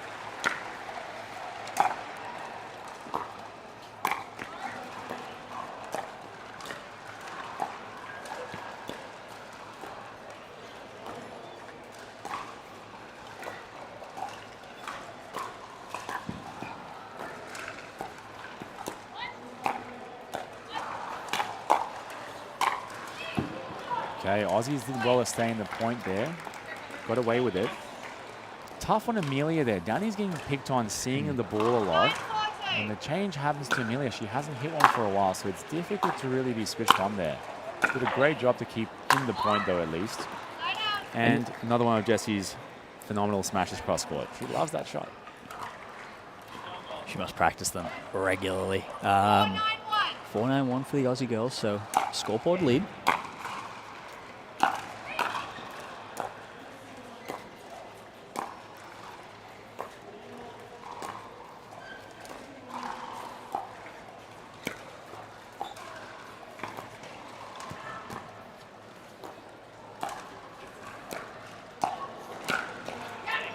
So I think we're seeing a way bigger difference in attitude from the Aussies here in this later stage of the match. It looks like it's two evenly matched up teams, whereas in the beginning, it looked like they were a little bit intimidated. Scoreboard helps. Definitely. I think that's the main factor here. And they've settled in, the Aussie girls, and they've found a pattern they like. It's interesting that the Americans are looking to play into Danny's backhand corner, but you know, I think the Australians want Danny taking most of the balls at the kitchen line anyway. Oh, phenomenal Ernie there from Danny to set the attack up. Very good.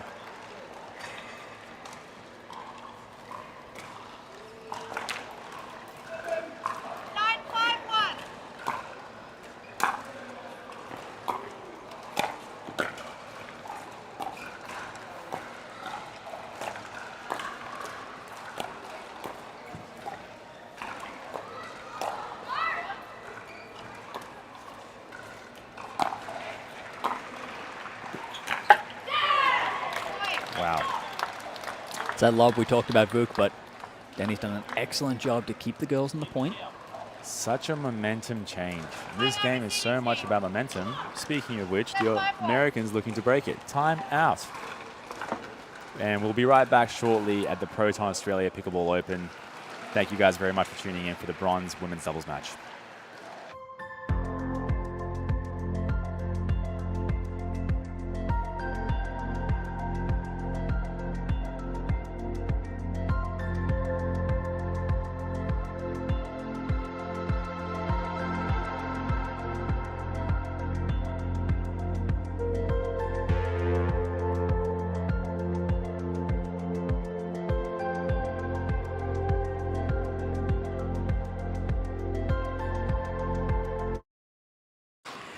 Welcome back to the Proton Australia Pickleball Open, live here from the Melbourne Exhibition and Convention Centre. We got a women's bronze medal doubles match.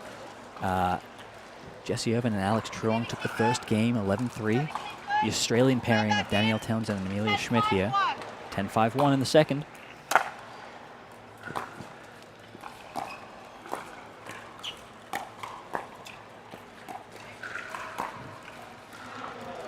Just deep. Oh, I like that speed up. Danny's had some excellent looks, and I think as mentioned before, this is the way they want to lose points. On their paddle, going for the right shots, going for the win. Another chance to win game 2.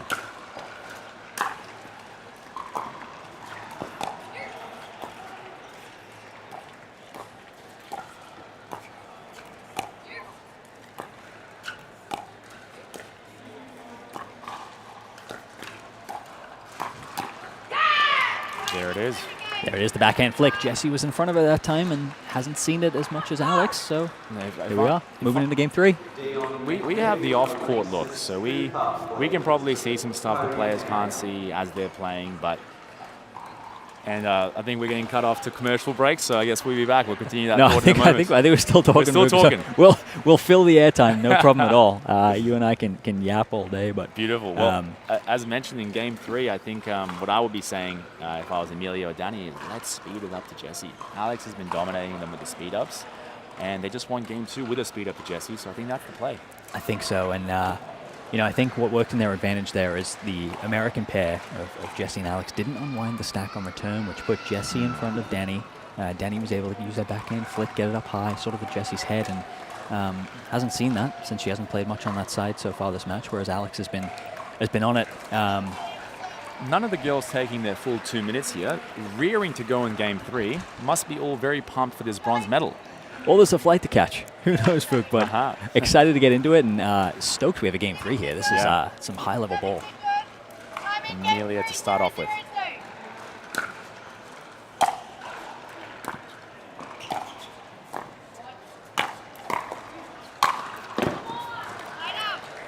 Very convincing start from the US team to get right on serve.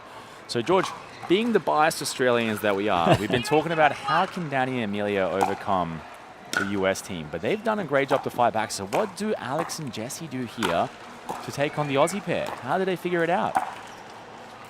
I think firstly you need Jessie on the left, Alex on the right, which has been the strategy that's been successful for most of the game. I think getting back to that first game, what was working for them was they were just making an extra ball, making the Aussie girls play, and looking to be a little bit more aggressive. They're sort of letting Danny and Amelia initiate the aggression here. Wow, what a point.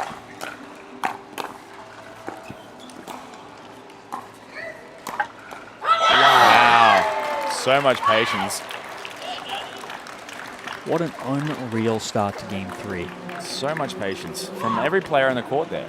Really picking the right time to slow it down and speed it up. You're just seeing the athleticism of the girls too, just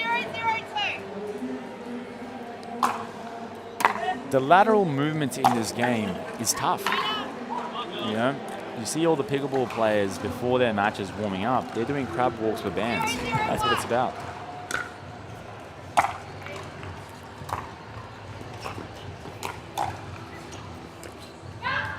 Great reset there from Alex. Yeah, and a great drop from Danny going in behind Jessie to open up the court early in the point. She started to use that one a little bit more towards the back end of game 2, bringing it out in game 3 as well.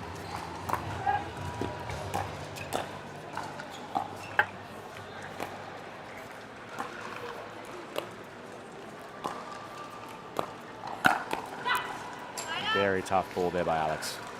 Yeah, Danny left that one a little bit high. I think she'll want that one back, but... So had a lot of serve exchanges here. No conversions yet in our game 3.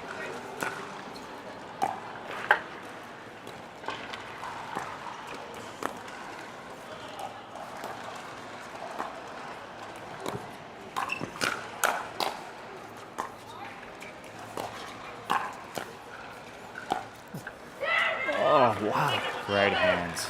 Amelia finding a way out of trouble there, twice in that point. Yeah, Just scrappy, that extra ball, Vuk. It's been what it's about all match. George, we seem to have a stalemate here. No point conversions yet. And as I'm saying this, the Americans have just made it up looking for their first one, and there it is. There we go. 1-0. Backhand counter of Alex is so strong.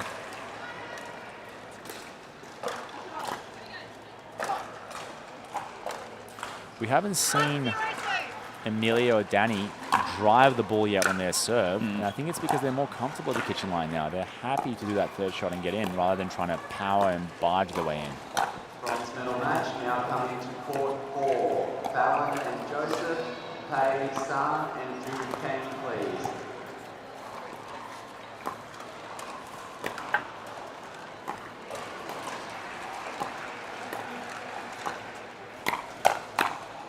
Tanya, please.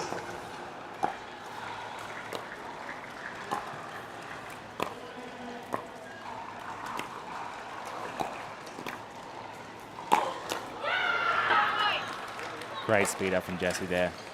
Yeah, caught Amelia totally off guard. Bit of a back foot, open stance, backhand, speed up. It's tough to be Amelia in that situation. She's not seeing the ball at all. Jessie, unlike Danny, is not changing direction at all. Danny does give Alex a couple of balls here and there. Amelia is the coldest one on court.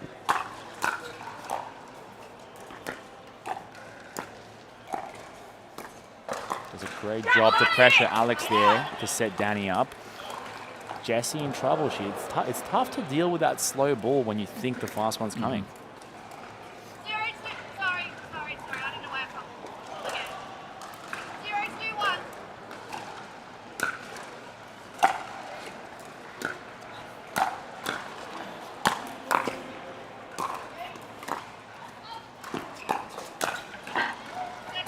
Try to make their way up. I think they're going to go back to giving the drive a crack. Let's see if they try it out here. Yeah, we'll see if they switch here, Vuk. American girls are returning very well, very deep. They left that third high there, the Aussie girls, but found a way to dig into the point.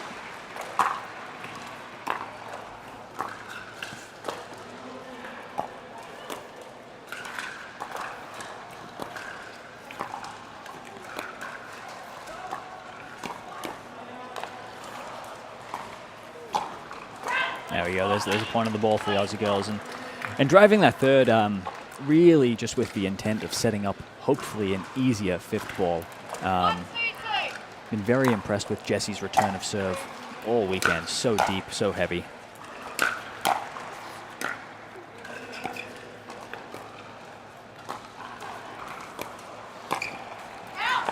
Oof. Danny getting a little bit lucky to whiff that one. I think they're pretty happy with that. Perhaps you saw on screen there, folks at home, Janny just gave me a cheeky grin after avoiding that ball. They've got themselves a lead here, the Aussie girls. I dare to say that's the first free point that the US girls have given up, and what a time for it. Brings the Aussie girls into the lead here. You know, Vuk, it's interesting. I was just about to say the body language of the Aussie girls looks a bit better than the American girls, but Alex with a timely come on, letting them know they're still here. I think this game, how much it's about low margins, a lot of times it's about who wants it more, and I can't see anyone being hungrier than the Aussies. Letting out a big roar after that speed up. Wow. Really cementing that. Showing them, hey, we want it. This is great to watch, isn't it? All court pickleball.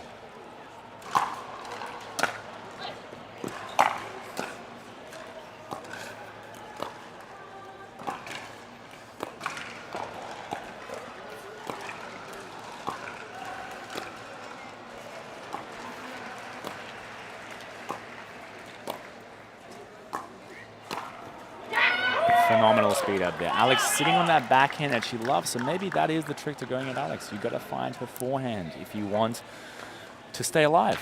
I think she's hit. There was a point in that match where she probably hit 8 backhand counters in a row, and Danny's made the adjustment. She's finding that forehand side. Success twice early in this third game. Not liking her forehand side as much. And that's one Alex would want back. The Aussie girls will take that, though.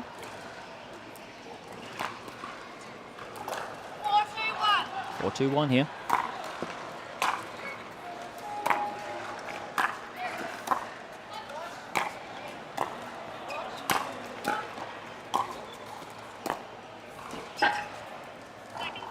Tough point. You know, what we haven't seen a lot in this game is a team staying back the whole time. The girls are doing a great job on both ends, making it all the way up to that kitchen line, which, you know, begs to ask the question, how much does it matter if you're serving or returning in this match?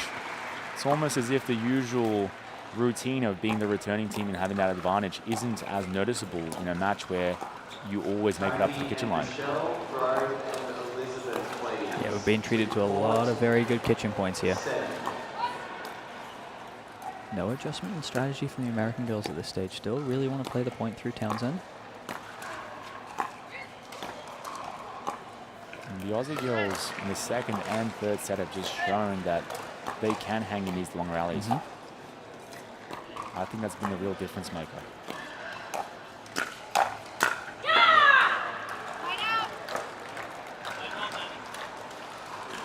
Alex finding that backhand again.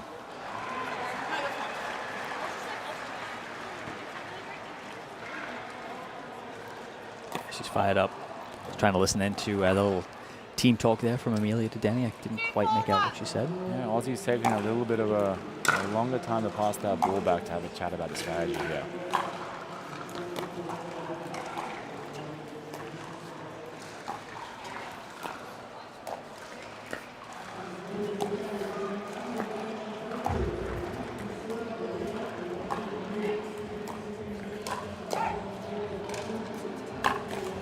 How good is that?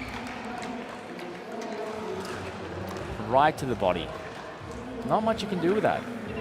It's a really tough one. Amelia did great to make it back in the first place. Interesting timeout here, Vuk. I think it's great. I think they felt the momentum that the Americans got from the last 2 points and just wanted to say, hey, let's slow this down. Let's take our time, reassess things, probably to build more on that conversation they were having when they went over to pick the ball up. I think so. Maybe there'll be a small adjustment here from the Aussie girls. They're engaged in conversation at the moment on the bench. You know, third game, you do switch ends at 6 points, so you effectively do get 3 timeouts. You may as well use them. So we see the girls walking back onto court here. Vuk, do you think there's been any sort of adjustment from the American girls as we started this game 3? Look, I think that they're definitely very, very keen on holding on to that strategy of picking on Danny, picking on the left side player. And if anything, they're speeding up more than the Aussies now. Whereas before, the Aussies, the first sniff they got, they took. The Americans are tending to be the ones, just like there, to bring the game to the Aussies. And great shot by Alex. There's been so many points won off that Alex Truong backhand swinging volley, 2 hands. Look, if I ever come up against her, I'm not letting her hit a backhand. I'm going nowhere near it either.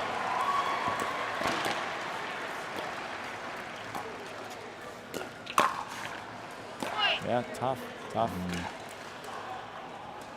I do prefer the speed up to Jesse, but they have won a lot of free points of Alex's forehand. I think that's what Danny needs to look for.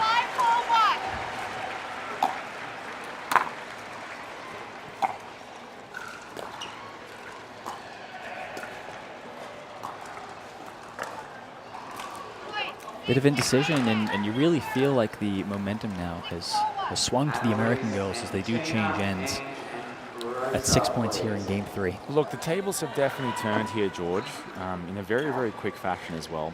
However, what I will say from personal experience, even though it is indoors and there really isn't much of a difference to a side being changed, I always feel that the side does make a difference.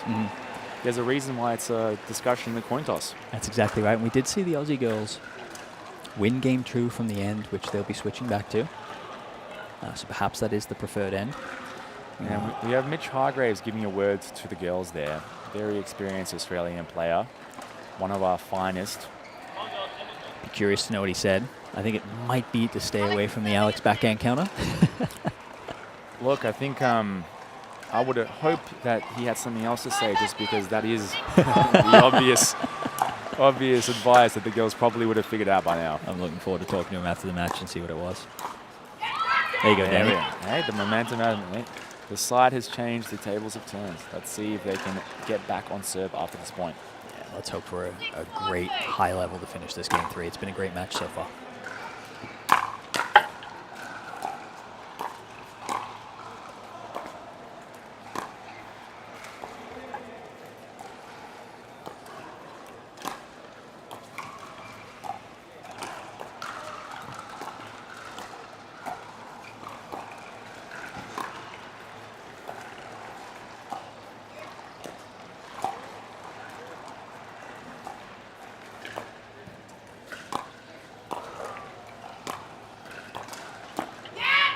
Great patience, great finesse.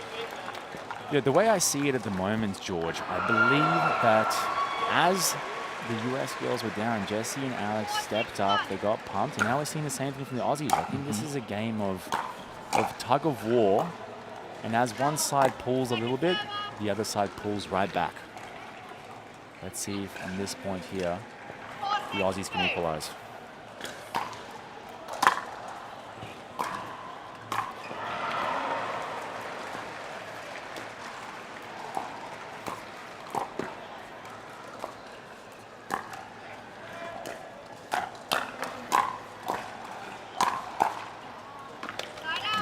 Right to the body. The American girls got on top of that kitchen rally. Ball was left a little high to Alex. Took advantage of it. American girls have the ball back now, 6-4-1. Crucial for Amelia and Danny to stop Jesse and Alex from getting a couple of points here. It's a great first point there to pull Jesse out of position. Jesse's done a really good job off balance and out of position to make those most of the time, but maybe in this Game 3 it's a little bit more pressure.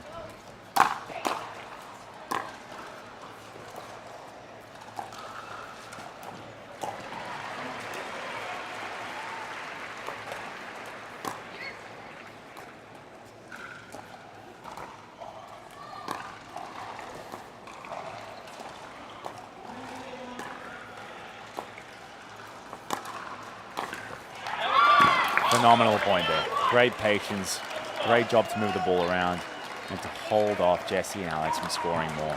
I think we're starting to see the home crowd get involved a little bit too. There's a few new faces in the Australian pickleball community who are yelling, who've just come to the court.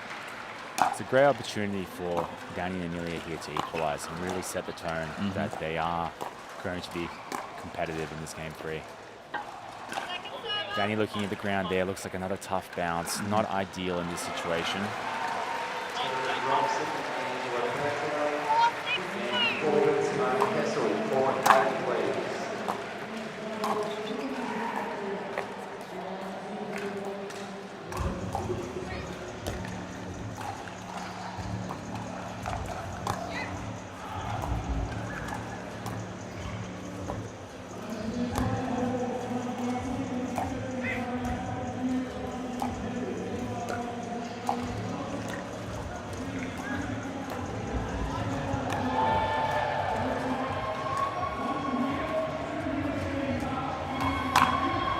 Wow. Jessie ready for that one. It's turned into a battle of just pure grit at the kitchen line here. Neither team giving an inch. Danny chasing a ball there to speed up that, you know, it's probably not there to attack against opposition of this quality. I think it's going to be about which team can hang in at the kitchen line now, treat every ball on its merit, make good decisions. Yeah, but it's very tough as well. It's, you know, as they're in these dink battles, it's very difficult to keep the ball low. And after doing, you know, 50 of those, as we've seen in these rallies, we should get a counter up to see how many they're hitting. But when you get that little bit of a higher ball, it's very difficult to resist the temptation to go for it. Yep. They're doing such a good job of keeping it low that they're not getting many of them.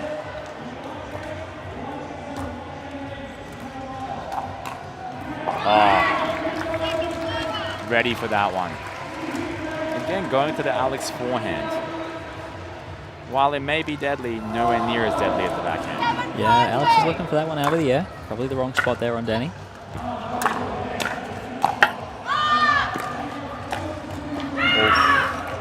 Tough break with the tape. Slightly unlucky there. Jessie and Alex take a commanding lead, 8-4. It's 8-4 and the Aussie girls, they only have one timeout remaining. Choosing not to use it here.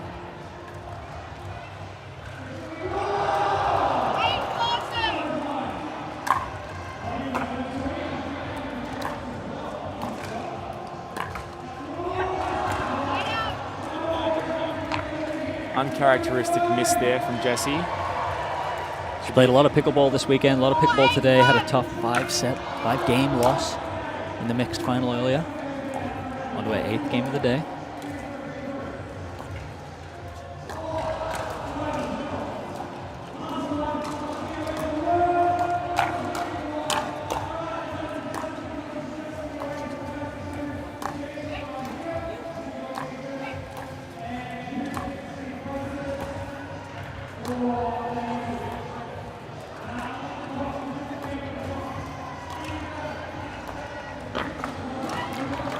Not liking that spot, Danny. That bounce is really bothering her. I think that one bounced okay, to be honest with you. It looks like they're going to change sides here.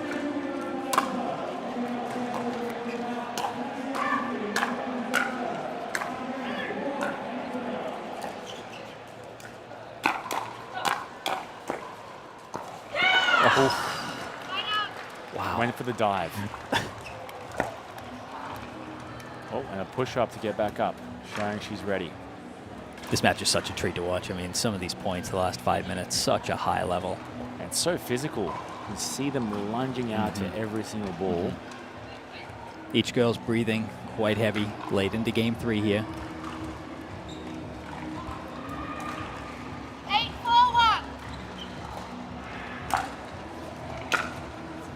Jan, please, if you're available, Jan.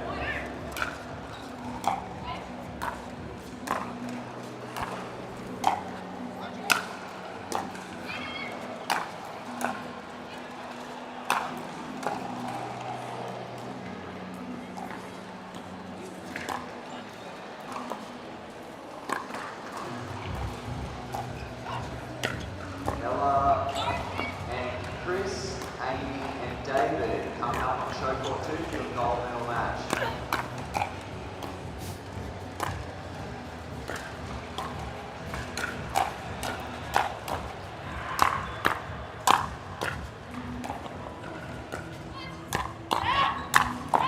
Wow. George, phenomenal catch there to end the point. What a point. That's the point of the weekend. I mean, that was phenomenal. Phenomenal. Can't even say the word. And Jessie Irvine takes an offensive timeout after that one. Yeah, what more can you ask from a pickleball point? That did everything. Very deep breaths over here. Forwards and backs, lobs, counters. It was brilliant. And we saw Alex's forehand come out in full force. That was as vicious as her backhand. Speaks to the level out here at the moment and how badly both teams want it. It's a beautiful part of the sport to have the ability to have such a competitive match when you're not playing for the gold. It's still a bronze level match, and these athletes really want it. You can see how much it means to both teams. It's just another final that we get to experience, which is phenomenal for us. Yeah. It's one of those rare timeouts you see where both teams, no talking for the first 45 seconds. It's just water and deep breaths. What a point that was. I think we're going to see that one clipped and spread all over social media. Great to be courtside for it, but as we get back into the game, we've got the American girls serving at 9-4. It looks like it's 9-4-1. That was a timeout called by the Americans. The Aussies have one left. Time back in,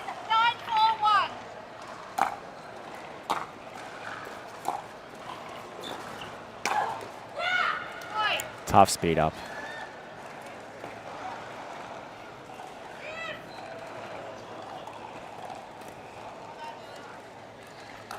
We've got our first match point here on the paddle of Alex Truong.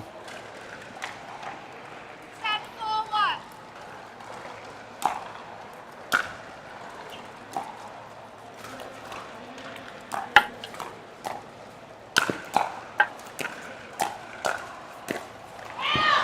Wow. One of those points where you do everything right, you pull off the most amazing shots, and the easy one gets away from you. I've been there. Yeah. Deep breath from Alex. She's ready to go again.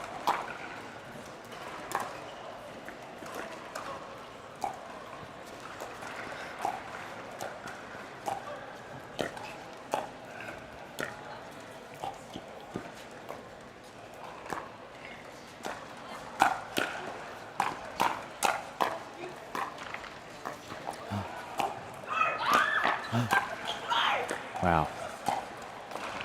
What is going on? Wow. Oh. Not the fairy tale ending we were hoping for the Australians, but what a battle at the end. What a match point. Big smiles on all the girls' faces. Amazing match overall, and they're hugging it out. Beautiful display of respect. Phenomenal pickleball there, and I think credit to the Australian girls. Took it to a very high-level U.S. team here, and absolute privilege to sit alongside you, Vuk, and watch that one. Likewise, George. Very good experience for us, you know, to see these long rallies, to see these resets, the drives, all aspects of pickleball showcased in one match, and everybody wanting it as bad as if it was the gold match. Yeah, very cool to see. I think we've left a few scratches on Danny Townsend after that final drive, but I think that actually concludes our coverage for the bronze medal matches on Grandstand. If you want to continue tuning in to the Proton Australia Pickleball Open, get yourselves over to Pickleball TV and watch the gold medal matches. I believe we still have a men's singles remaining. Maybe I don't know the schedule correctly, but that'll be Tyson McGuffin and Gabe Tadio. Thank you for joining us again. Thank you, Vuk, for having me alongside you. This was great fun. We should do it again sometime. Most definitely. On and off the court. Yeah, let's see everyone back in Australia next year for the next edition of the Proton Australia Pickleball Open. Thanks very much. Yeah, thank you guys for tuning in. Bye.